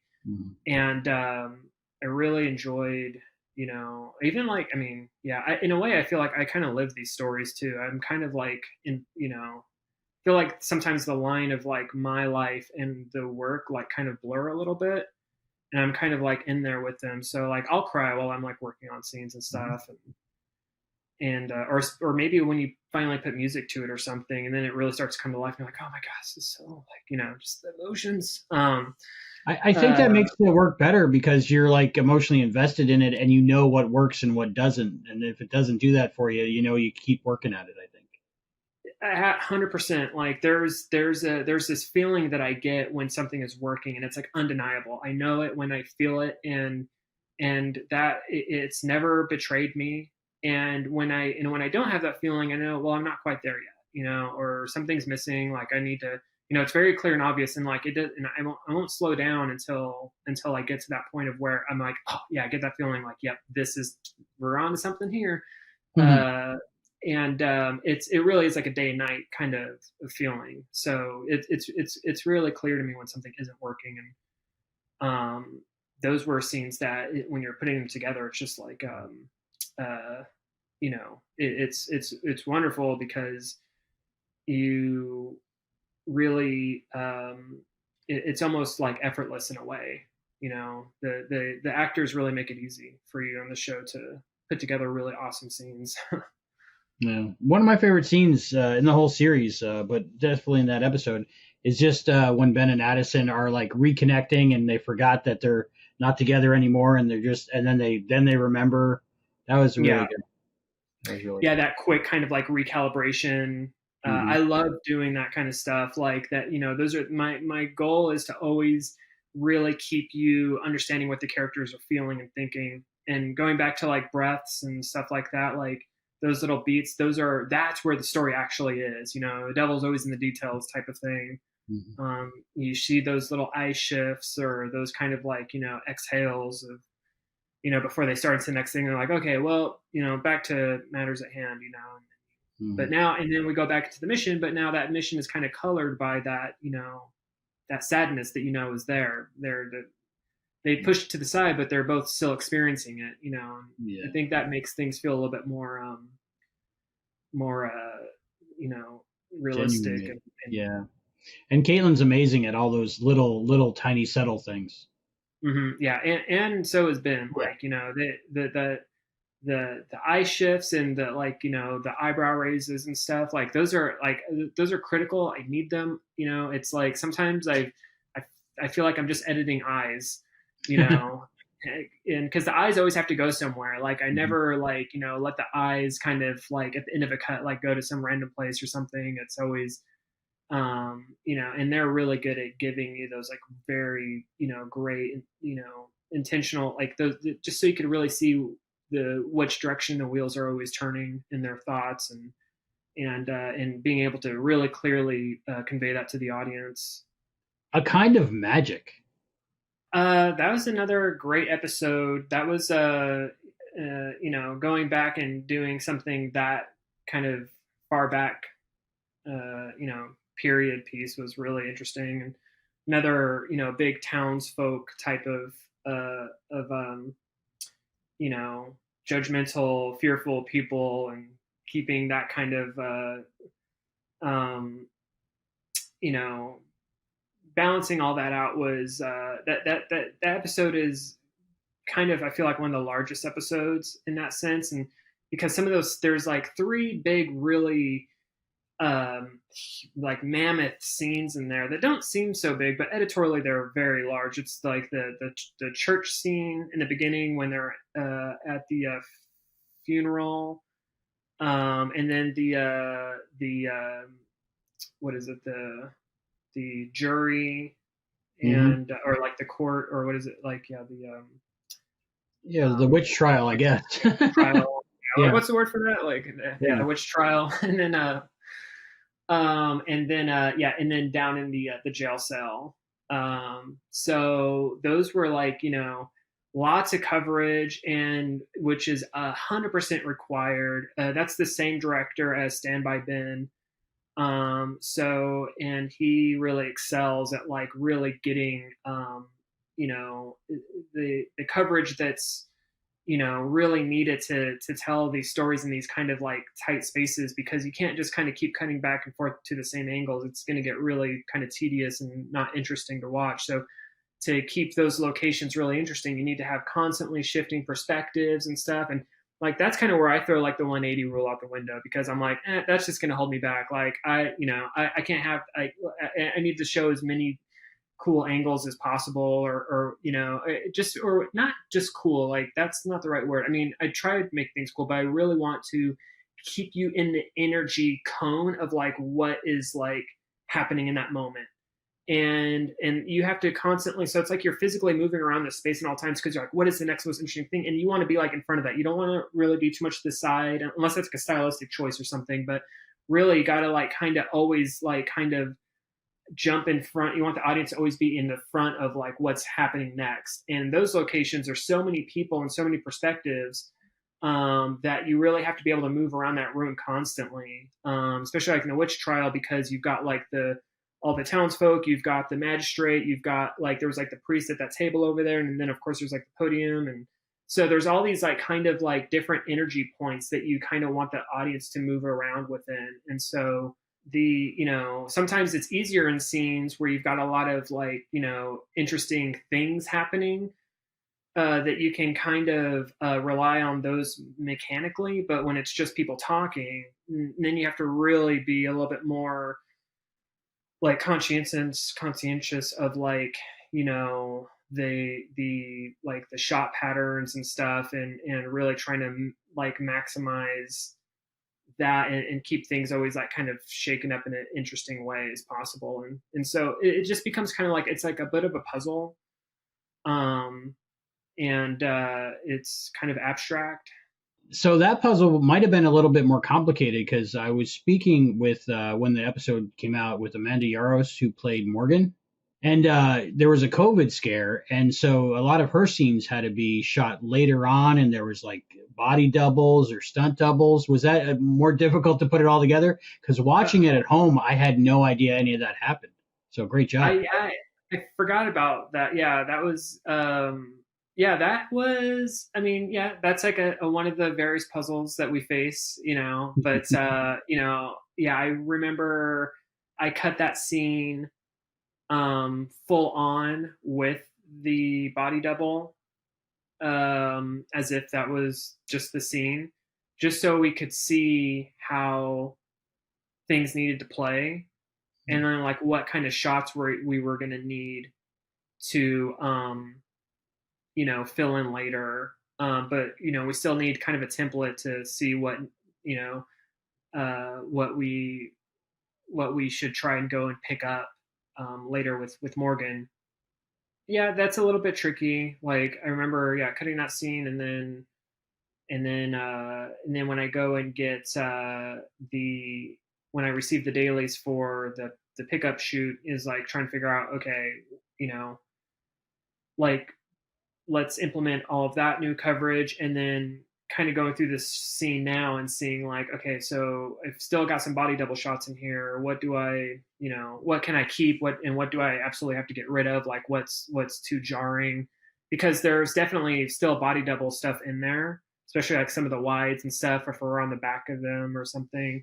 But and then you have to you do have to kind of reshape the scene a little bit, because it does require a little bit of a rethink, because you're like, oh, I can't really go from this to this now, because now we really have like the totality of all the footage. We're not getting anything more, so there's no more mysteries. This is all you have to work with. So certain things that you were trying to do, you have to abandon those and then figure out the new shape of how that thing has to be.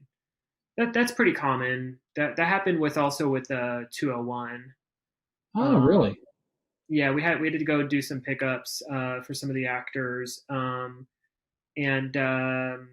it works out. Like it's not too, it's just like kind of keeping that kind of open mindset, not getting too married to something.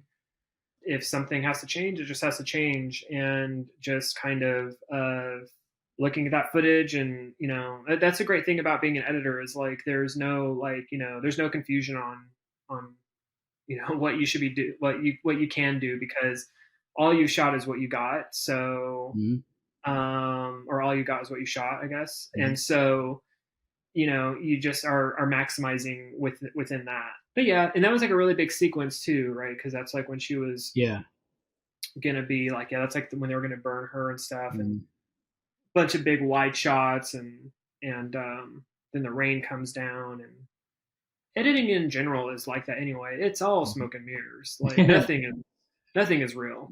Really is. It would surprise people if they saw like what footage I get before and what I put out after. It's totally different. It's retelling the story again. So yeah, it really is. Like it really is. It's the third rewrite, because you write the script and then you're writing it as you're shooting it, and then you're really writing it. You're writing like the final version of it when you're editing. I have a silly question for that episode. How many choices did you have of that apple falling and stuff? Did they just do it a few times, or different angles, or you get one? I think there was like 3 or 4 takes of it. And I think only the one that's in there was like, I mean, of course it's the best one that's in there, but it's like basically a wire pulling it. Oh, okay. Yeah, there's a wire that's pulling it, and I think the thing I spent the most time on is not it falling, but when it was rolling and coming to rest. I think I kept messing around with the physics of that so much. I was like, should it should it roll this far, or should I let it rest, or should I cut out before it comes to a rest? Is it taking too long? People don't realize the amount of work you put into that. Like I really like every frame matters. Every frame is huge to me. Like it's and I really like every shot to be really precise. It's it's really for me, I get a lot of my inspiration comes from animation, and that's an environment where you really have like super control over, like you have command over every single frame, because like you're creating it, so you can build it however you want. But with live action, it's like chaos. Because in terms of like really compared to like animation, live action is just like you're capturing that one that event that's only going to happen one time on Earth. They're going to repeat the takes, but each take is different. So there's really like, so every time you're never going to get the same thing twice, and so there's this one YouTube channel that's now discontinued called Every Frame of Painting, and they would like analyze film editing and like decisions and stuff. And there was like this one thing that they said that always like stuck in my head, talking about like, and they were comparing animation to live action and the speed of which things can happen in animation versus live action. Even simple things like putting a cup down or closing a door, or like a big one, like something like that doesn't seem that complicated, but like coming home, taking your jacket off and hanging it up. Animation, it's like perfectly like every frame is like so smooth, but in real life it's like not actually. It's kind of hard to take off a jacket in a really smooth manner. You kind of got caught on your shoulder there a little bit. Oh, my hand's coming out in a weird way or something. And you don't really think about that kind of stuff. But when you're scrutinizing a shot like that, suddenly it becomes really apparent. So like I strive to, I know I'm not going to be able to match that efficiency of animation, but like that's my goal, is to really try to at least attempt to match that kind of that efficiency and storytelling per shot that animation has. So yeah, messing around with that apple and stuff, that's something I'll totally do. Like I'll do it on my own time. I won't ever make anyone watch me do that kind of stuff. That's a me time kind of thing. When you said like every frame is like art, I immediately thought of like Anna's work. Whenever she's shooting an episode, it's just gorgeous. Yeah, she's just 213, yeah, it came out so amazing. Mm. It's The Family Treasure. I really enjoyed that one. Very poignant, very good, very sweet, and also an adventure and period. Just great. Tell me about that one. yeah, just like a lot of fun. I love the adventure element to it. And each episode of Quantum Leap is, kind of like that different world. And so in a way, it's like you're constantly kind of recalibrating in a way, because you're like, oh, it's, and this was the first episode back since the writers and director strike. So, there was this element where I was like, to it, where in the beginning I felt a little like, I went back to my desk after I hadn't been there for like 5, you know, months or so, and felt a little rusty, or felt a little cold, like almost like, one time I described it at one point of like going on vacation, and then you come back home, and when you get in your car, you haven't driven it for a while, and it almost Yeah. feels like someone else's car for a second. That's how my work desk felt, and it was something like, okay, but then like right away, like kind of muscle memory kicks in again, and you're like, okay, I can pilot this thing. But there is that initial kind of weird, kind of disconnected feeling where it feels a little strange, or like it's, foreign a bit. But yeah, we just kind of went back right into it, and we knew we had kind of, closer air dates than we were usually dealing with. So there was this kind of like, we knew that these things were going to have to be done in a, faster manner than normal. And So did you actually have a lot less time to cut these than normal? Like was the normal schedule up until this point? And then with this final 5, everybody had to really double time it at the end, it seemed. yeah, it really, like I still kind of got my amount of time. I think there was just like more like, weekend work and stuff to like kind of make up for days and stuff. And then all the various departments, have to really, work faster than typical as well, like with, sound, music, and VFX have to be turned around faster. And But we're a really like efficient team, and everyone's just like amazing professionals and can, perform miracles and stuff. So it wasn't like too, like, I never felt like there's any sense of like, actual danger or something. We just, I think we all just like collectively knew that, it was going to just be a little bit more, slightly more intense. But the stress really never even got to me. I never really felt like I was in a space to feel like, like mentally, I think I was always just kind of having fun. And when you really enjoy the content, I mean, you really feel so alive when it's like, when you're working with like, these types of scenes and stuff, and like, and in Family Treasure, the action stuff is great, but the emotional stuff, which is like my favorite thing, like emotional stuff is like, that's like my main jam. Like that's the stuff that, because that's really where the feelings and stuff really draw, like, like when something doesn't have like strong emotions to it, like it kind of in anything, like all the music I listen to and stuff, there's all like, I need in, or video games I play, like anything, movies, I need that emotion in there. Otherwise I kind of like lose interest. And so I think like, Family Treasure really balanced that out well with, having like this like kind of fun, kind of like, like the adventure side to it, but also having this really super strong, grounded, real strong emotional side to it. And like that, really in my mind, stuff that I'm really so happy that this is like what we're putting out into the world.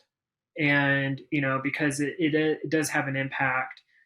And like, because there's so much content now, and there's so much like, like, and at one point, like, I don't think editors really kind of get to too much choose what they work on, because you kind of ultimately just kind of have to get what you can get just to like get the gig and keep paying your bills and stuff. Exactly. So it's really fortunate when, you know, when you do get a job that really allows you to experience these things and have these types of like emotions and or, you know, to have scenes like this and characters and stuff. So I think it's really like, you know, like the scene with Sarah, Dean and Ben, when Ben is describing being non-binary. I mean, that's probably one of my favorite scenes. Like just the performances there are so just so like, you know, moving and just character driven storytelling like that is like, that's the stuff I really strive to like really always to work on. You know, if I can have my choice, that's always the stuff that I want to do. Like it's fun doing the action stuff, and I love action, and I love but drama is really, I think, you know, is really, I think like Werner Herzog once said, like, you know, he was asked in an interview, like, what do you think the value of film is? And his answer was that, you know, that it gives insight on the human condition. And, you know, that's, so I've like, you know, so to me, that's like, I've kind of like have like taken that into myself too. And that's also kind of my answer. But he's the one who said it. That's where I learned it from. Because, you know, he said that it doesn't start like a riot, you know, like a concert can. Like no one's going to go watch a film and then want to go outside and like rage and, you know, like, but it does make you think, you know, and it puts a thought in your mind, and that, you know, and you can learn something and you can be changed by something. So that insight is critical. And so I'm really happy that, you know, that I get to be a part of something that, you know, something like that goes out to the world and now will have a life of its own. You know, it's I think that's good. That moment, that scene is going to be one of the things that people look back in history as like a milestone, a touchstone in history of, at least in television. But it was just so perfect. Did you have that feeling like after you finished your cut of that like, wow, I cut that. I did that. That's not the feeling. I sometimes have that feeling like when you word it like that, I'll have that feeling later on, after I've maybe had some space from it. But the feeling I have when I work on something like that, when it's coming together, is like I feel super alive. Like I feel really like I'm just very consciously aware that like I'm alive, and that it's and it's really like almost like a magical feeling. And editing actually has always given me that feeling since like day one. I remember working on my student film. That was like the first sense of like drama, of any kind of drama content that I got to do. And the first couple of stuff after I ingested the tapes and I started kind of piecing together the scenes for the first time and seeing like the person just walk across a room was like amazing feeling. And so that's the kind of feeling I have, and I have that feeling of like, yes, this is working. Like that excitement means that it's working, and that's my main focus. That's kind of what my mindset is on. And then later on, after I've had some time from it, I'll kind of think more about myself as a person who like cut that together. But I don't go there too often mentally in that. I think more like sometimes I just watch things. Sometimes too, I do this thing where like once the scenes start to get developed to a certain point and I'm like, I'm still editing, but I'm working like, but there's enough of a scene to like make it like watchable. I'll just kind of start watching it and I have to out loud, I tell myself, stop watching TV. Because I need to be working. I should be making like I'm not done having the scene yet, but I'm just like kind of in it, you know. And so when I know that I'm just kind of getting swept up and just watching it, I already know like, oh, this is working for sure. Like, you know, this is gonna go over well, hopefully. It really worked, and so many people were so touched by it, and including myself.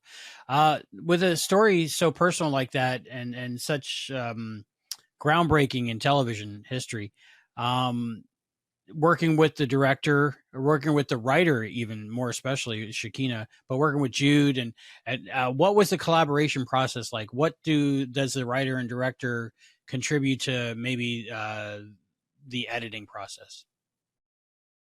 I mean, it's huge. Everyone always has, there's feedback, and that's like my job is to basically, I'm like a channel for all of that feedback to then make it into the sequence. So, and because you're constantly like listening for like uh, these, these ideas, and you're fielding them, and uh, and we kind of like when we're in the director's cut, because when we're in the editor's cut, I'm like kind of in my own world.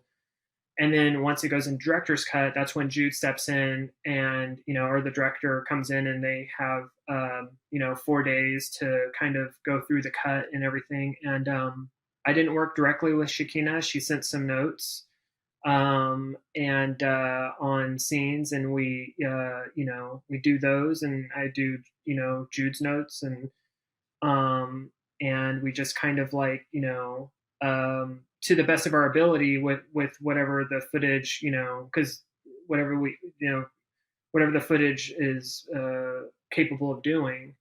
And I think it goes back to that thing too, of just like kind of really understanding the spirit of the note, and not like just kind of directly doing the note. Like I hear some, like, I know Jude wants to do something, like there's something like here that she wants to maybe, like, I can't think of a specific example right now, but like something is like not working here or something. And then so, I'm like the one who's the most intimately like, aware of the footage. So I kind of like, know the ins and outs of it. And I go, oh, okay, I hear, so that's the note. So, well, what about this? And I can suggest things that they, might not be like thinking of right away or something, because, they haven't spent the, like the hours in front of the footage, like, I have, where, um, so I really make sure that, that's my responsibility, is to really make sure that not only am I like really correctly hearing the note, interpreting the note, executing the note, but also doing it within the like the parameters that the episode allows. Like so, and sometimes those notes, a lot of times those notes too will take you in totally different directions, because that'll be like the catalyst for some other kind of change too. So you kind of have to allow all those things to happen, and not get too stuck on anything, like or just like do anything to verbatim, because there might be an opportunity in there to do something additional as well. It was very well done. You got to do the first episode of season 2 and the last episode of season 2. That's got to feel like an honor, like you're being trusted with the whole ship, basically. I mean, definitely. I always say, like, I always do my best. And I mean that in the literal sense, not like, because it's kind of like it's a little bit of a like, because I think it's a little bit slang for like, I'm gonna try. I mean, I literally mean like I always go 100%. So. But I think that was just like how the schedule just kind of like shook out, like, because they've got to have us like cascaded across, like, because you can't have an editor working on like 2 episodes back to back, because that's too much work, because they won't be able to finish in time. So I think like it's mostly a matter of, like just how that schedule like kind of like lined up. So it was awesome to do them, for sure, amazing, and I love those episodes so much. But like, I think like everyone in post is like, it's like, one person goes away and it's like there's no redundancy, like that you suddenly that show just doesn't happen anymore. Yeah, it was really amazing to do those because like they're great episodes, and I'm super happy that I was able to work on them for sure. But I don't think it's because of like particularly me or something. I think it's just like it's the schedule being as tight as it or as efficient as we have to move and stuff, and happy to have them on my reel. A very good episode, the finale. We're very fortunate here at the Quantum Leap podcast. A lot of times we get the early cuts, like the pre-screeners. Oh, you do? Yeah. Oh, I didn't so know that. We get to see different iterations. Sometimes it depends on like how far behind, and how close to air we are, and everybody's working on it. So this is one we got to see, with a temp audio and some unfinished visual effects, and it was really interesting to watch that versus the airing on television and the differences. So what's that like when you're up against like a time crunch like that, and you're still waiting on different shots to come in? Are you still like the person who does the final edit and is importing like the visual effects that are just coming in and different things, or is that like a different team? How does that work? For visual effects? For just like the finished like export, and that goes to the network, how does that work? If I'm understanding the question correctly, do you mean like the final... like when you have to keep doing more and more iterations of an episode, like to get it from just like with some stock footage and that you're not going to really use, but something like you want to use, and then the for example, when the team was standing in the green screen room, and and then the finale, there's the imaging chamber behind them and all this stuff and sparks flying. Like do you still have to be part of the editing process all the way up until air, until it's locked?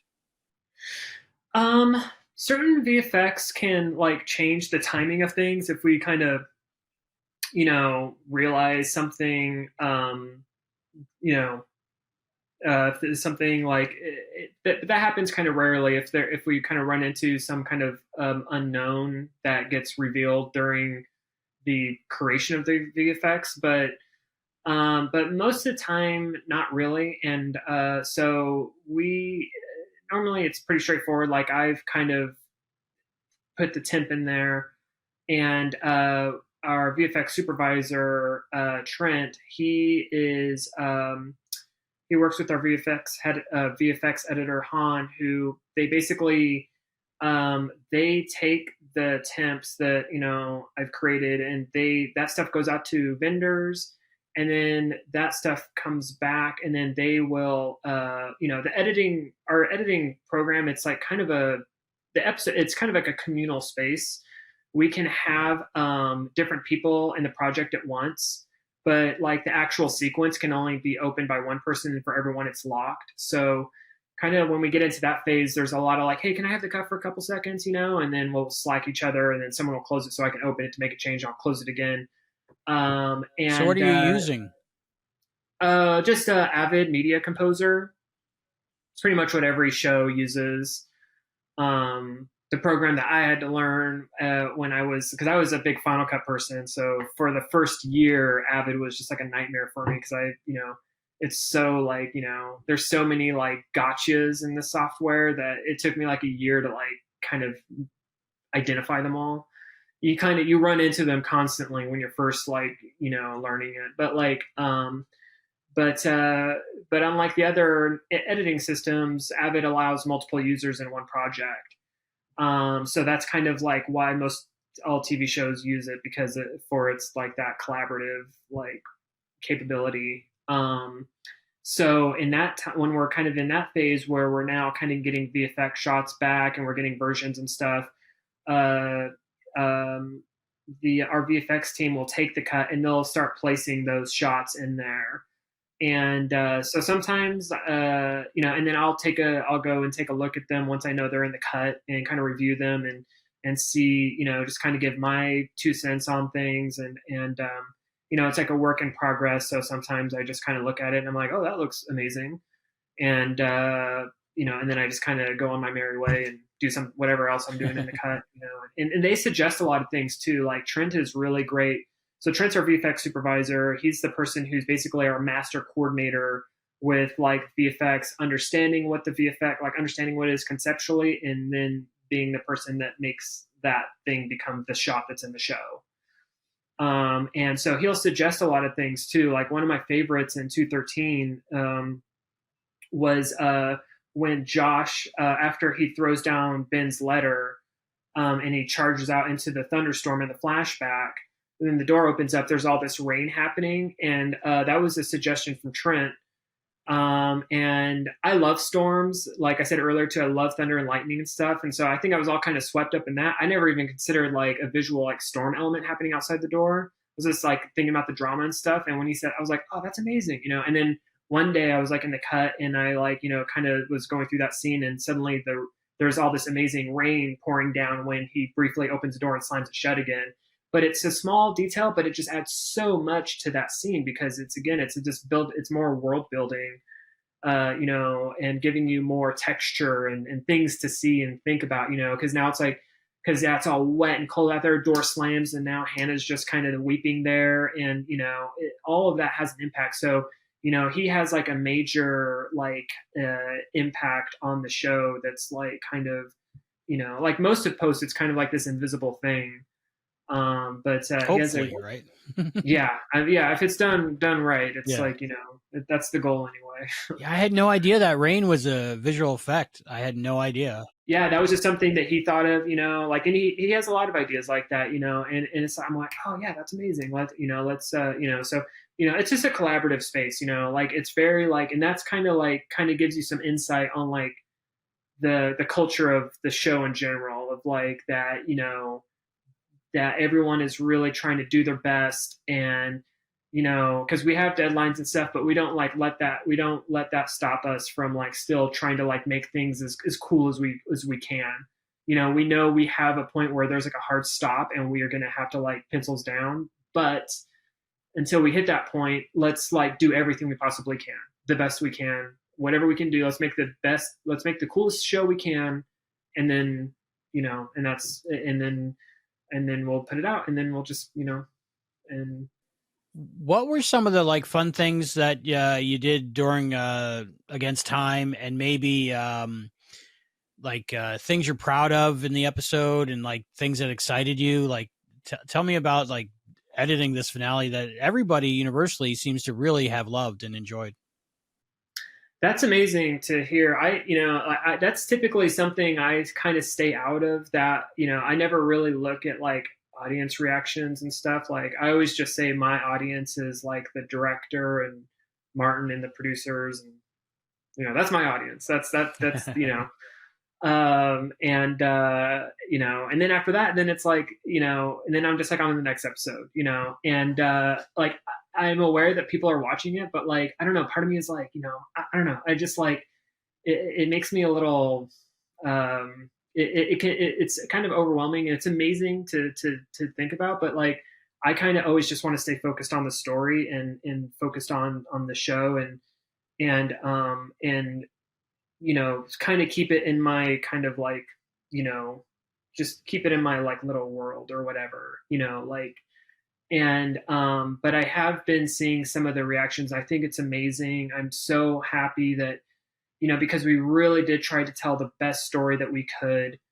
It was like something just, every department, everyone was just like, it's like lightning in a bottle kind of situation. And, or like a perfect storm or something, it's like, I love the script. Chris is an amazing director, I didn't even know that like, and I'm so proud of the whole episode. I don't even know if I could like, I mean, there are like a bunch of parts I could talk about, but like overall, just like, it just had like, even when I read the script, I going back to like, I map out things emotionally and not visually. And I had such strong emotions. I was like, this script is like electric. Like I can, but there were certain beats I already had mapped out in my head. Like, oh man, like, the computer named Joshua and Ben doesn't want to smash it, like that kind of stuff really stood out to me. Or like, oh, the station wagon exploding onto the racetrack during a hard attack, those kind of, those moments, like, in the script really stood out to me. And like, but some of the stuff that really caught me off guard. Well, the main thing that caught me off guard was how Chris Grismer, the director, used the kind of slow zoom lens, that kind of 70s, genre style zoom that, that's like, it was used during that period of like filmmaking and stuff. And at first it was like, because I was in the tone meeting and stuff, and we talked about like, all, like the tone of it, but no one had kind of told me that was going to be the thing. And and there's always like, I'm a very, like, when I'm editing, I'm just like, all I'm doing is reacting. I'm just reacting to what I'm seeing. And I see something and it has an effect on me, and then I'll figure out how, and then I'll use it, like if it doesn't have that impact, if it doesn't affect me, then I kind of move on and try to find some other clip that does. And that, like, that slow zoom had such this, like, it looked amazing to me. And at first I was like, it took me a second to even like process what I was even looking at. I was like, wait, why is the camera zooming like that or something, like, and then I was like, and then it all started. And I think that was like the first day of dailies, because I got all the headquarters stuff first with Gideon. The headquarters is always consistently, like, that's a style that's always the same every episode. And then the leap side of the episode is always different in terms of like style and colors and however, like, creatively, because it's always like a genre specific story. So they'll, Martin and Dean really encourage the directors to just, lean into that genre visually however they want, take chances, and and also but be really creative with it. And so Chris is also a producer on our show, and so he had this slow zoom thing on the leap side with Ben, on the race with Ben, and I found it so powerful. And like I want to do a whole show in that style now, because I found it as a story, like, because there was big pushes, there were small pushes. There's like the big push when Ben realizes that Gideon is in the imaging chamber, and you got that really big push. Another one is like when Casey realizes that the CPR isn't going to work on her dad, and that person's walking away, and she's going, no, no, no, no, no. And like, she's like kind of stepping over to come like step over him. And there's like a big push in there. And that push is so dramatic and awesome. And then there's all these small ones, like when Ben first realizes that, Rick Sr. is like, has some kind of health condition, like in the very first scene once he gets out of the race, once he gets out of the stock car. And there's this like that when Rick starts coughing, there's this like kind of like a slow little zoom on Ben, and it was just really like, I just like loved that organic camera movement, because going back to like how we usually like to do pushes and stuff, like I'm already really into having like manipulating the camera in post, like to kind of push and do those things. So to have it organically happening in camera like that, I just found it like so powerful as like to get you into the story. In some ways too, it's funny, like going back to where we were talking about Atlantis, like I was kind of judging shots based on how 0G they felt. Like the zooms really had a story element in 213 that I could utilize. And so I was watching out for those too, because sometimes it's the camera move that has the emotional impact on you. So those were really, I really liked the style of that. And so we were talking to Chris, and he said that when they were filming, I think it was 209 off the cuff, that he went in and shot some the flashbacks with Josh and the letter for this episode, what we were talking about earlier. Now, right. Do you get that as soon as it comes in, and do you like start to pre-edit like certain parts if they come in earlier? How does that work?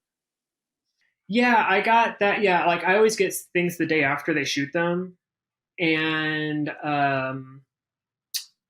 those came in while I was like, I think I was finishing Family Treasure, or they came in uh, a little bit. There was like a week gap that I had, which is that doesn't really happen like that often, but I kind of had this like kind of down week, and I got those scenes, but I wasn't really quite sure what to do with them yet because I didn't really know the context, Yeah, and I I think they were needed. shot before the actual finished script was made. Yeah. Like I had some paperwork that went along with it, but like the scene with Josh and Hannah when they're arguing, like that one was more like a clear scene. So I cut that one. I'd done a version of it. I think I went back and kind of vamped it up later. Um, and or but the scene where Jeffrey interrupts Hannah and Ben when they're about to kiss. That one I remember being like, "Wait, how's this gonna work?" Like, and then I had the idea to intercut the actual footage of Ben uh, from the actual show, and then when we cut to Jeffrey's point of view, then switch to the new stuff that they had shot to kind of help you understand that Jeffrey that is Ben. Especially if you're maybe like just to help better tell that story that Ben is there, and then when we switch to Jeffrey's POV, that it's now you're seeing the host face. So I didn't really understand that until or get that idea until that scene was more fleshed out, and I had like Gideon and Ben's argument. I'm like, oh, okay, now I kind of see like this is like we're in and out. This isn't like a scene. This is like a pop in. We're gonna pop out kind of thing. It's got to just be this flowing kind of thing. Um, it's all like kind of yeah, it comes in pieces, and sometimes you have to see the stuff that kind of goes around it to understand like the larger context of like how it all fits together, or what the style is, like how you should pace it, and how you should what you need to see and what you don't need to see. Another part of the episode I really liked, James Frain, I think it is, playing Gideon at the end in the black Fermi suit, and it's in slow motion. Was that always a slow motion thing, or was that a choice later, or was it shot in slow motion? I don't even know if those cameras, you have to shoot them at a higher frame rate or not to get that out of there. Yeah, that was shot at a high frame rate. All the stuff with and the stuff with HQ with the team being captured or by Gideon's forces. That was all slow mo, and we we also get it in like regular time, but it's primarily shot in slow mo, and then if we want, we have the choice to go in real time. The post house will give us basically two files. We have like a real time one, and then but the original file is the slowed down one, and that's the ones in the show.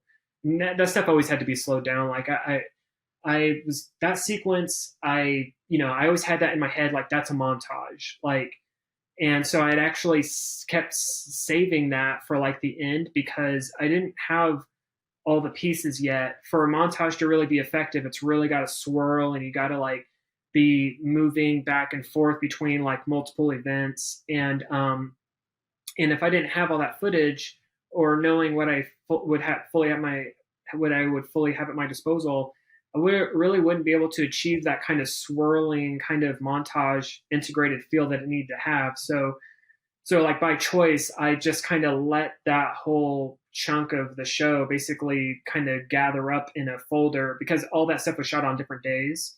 So, and I had plenty of other things to work on, but in the meantime, I would let basically it's from the beginning of the act when this, when Jeffrey is, building the capacitor and all the way to the point of where Addison steps out of the imaging chamber. So that was all like one thing to me. And so like I saved that was like the very last thing that I cut in my editor's cut days. And so because I really wanted to give, and I basically dedicated like a whole day, and I cut it in a day, but it was like a full day. It's like you go to sleep and you're like, okay, tomorrow, like this is the plan. We're gonna like wake up, we're gonna make coffee, and then we're gonna edit that montage thing, and when you're gonna go to bed tomorrow, you're gonna have a first version of it, And I kind of like montages. That's kind of like I love like musical type things too. That's kind of like I think in musical terms, like my editing style is really based on like music, the flow of it, the cadence, rhythm, timing, and stuff. And so I really wanted that to just really have this like epic, elevated feeling, and really being like, this is really Quantum Leap. This is like, because I remember reading the script of that, and I was so like, I just thought it was amazing. And as that footage was kind of accumulating in that folder that I was saving it in, I would pop in kind of time to time and kind of see like, because there'd be like a new scene came in for that day for like that one part when the guys run in and arrest them, or maybe I get the footage of Gideon walking through the corridor. So I would pop in and kind of look at it just to kind of see what the flavor was and be like, oh, that looks awesome. And then close it again and be like, okay, that's for another time. We'll come back to that. But I wanted to kind of keep mental tabs on it. So I kind of knew emotionally what it was going to be, but it was really, I knew that I did want it to be like these things of like, hope and loss and like, like the regret, but also like, that kind of, that I wanted to feel magical, that kind of like that unknown force that, is guiding, Quantum Leap, It did. Awesome. Yeah, that was. I think most people would be surprised at the amount of time and effort that goes into editing. And so like, what is like, well, a typical episode of Quantum Leap, how many days, how many hours estimated? I know it's probably, you don't keep track, but, and then like, then the final episode, the finale, like how long did that take? I think the finale took roughly like from day one of dailies to, I don't know, like I almost have to look at the calendar for a second. Like, I know we started dailies on January 16th, and I think we locked around February 6th. So however long that is, that's like 3 weeks or something. Wow. So what's your work week like with that? Well, I started measuring with that kind of schedule, that's just like working every day. We were on this like, because we knew, because we had these like, danger close air dates. So, we have to make our deadlines. There was no, the one thing I can tell you is that I did measure it in terms of like clicks and mouse movement. And when I'm in dailies, that's editor's cut. That's basically, we call that dailies is when you're basically getting footage every day. And from like throughout all the shoot days. And I think this was like an 8-day shoot. And so, I think, and then once you get out of dailies, you have a couple more days, and then that's called the editor's cut, and then that's that phase of the thing, and then you move into the director's cut, and then producer's cut, and the other cuts, studio network. And so during dailies, I do about 8,000. I was measuring my mouse movement. I have like a little program, and I would do about 8,000 right clicks per day, or left clicks. And then my mouse movement was just under a mile. Oh my goodness. And then doing some desktop athletics over here. I was thinking, man, how a mile? Like, I don't even think if it's basically moved a mile for me right now, like at what point would I not even be able to see it anymore? It's crazy. And then once I move into cuts, like with director's cut and producer's cut and stuff, then that number really like drastically drops by like half. It's like 4,000 clicks and half a mile and stuff like that. I like when programs keep track of that stuff. A lot of times, like if I have a difficult edit or something, I'll look down at my undos and just look at the amount, and it's ridiculous. Yeah.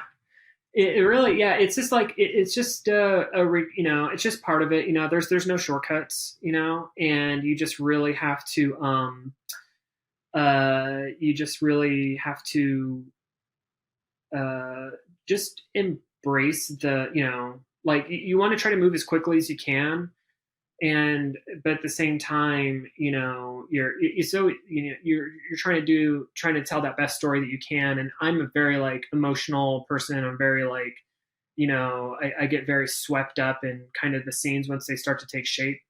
So for me, like, it was a lot of work, but like every single day, especially on 213, was like just every day was fun, because every day I was getting like new awesome footage, and putting the scenes together was super fun. And it just kind of gives me a sense of like purpose on Earth or something, I guess you should say. I don't know. It's I love that. Looking back, like to wrap up, looking back at your work on Quantum Leap, how do you feel about it? And like, what's your takeaway after doing the episodes you did for Quantum Leap, and just being part of the team, part of the project, and part of I think television people are going to be watching 30 years from now, like we do the old series. um it's a big question. It's like, for me, I've definitely grown a lot, and it was interesting talking about, this is the first time I've really had to go back and think about all the episodes, and, mentally kind of remember how I felt during all of those phases of my life. And I've definitely, I think I've become a lot better as an editor. I think I've gotten more of a distinct voice now in terms of like style. Um, a lot of the choices that I made in 213 were like very like me, I would say. Like just this, where we're, what actions are we cutting in on? What do we, how are we moving through the scene? I like things like, I like everything to be a clear read, but yet not too but never having the audience, I like to move briskly, but I don't want them to ever feel lost or like they're missing something. And I don't want anything to ever feel like emotionally clipped. So I think like throughout Quantum, I've really been like making those adjustments as I'm kind of going, and I feel like I'm always growing. I'm always like, I don't think I'll ever master editing, but it's like, but the attempt is there to like, that's the thing to strive for. I don't think it's achievable, but like, but you want to practice that. And like, this show really kind of gave me that space to take risks, and to take like really kind of express myself, and really be able to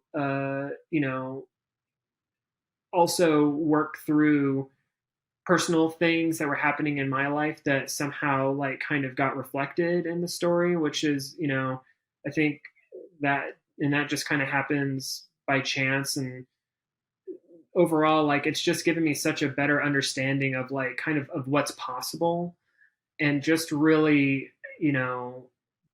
how to have everyone be just constantly trying to just like do their best work possible, and keep everyone,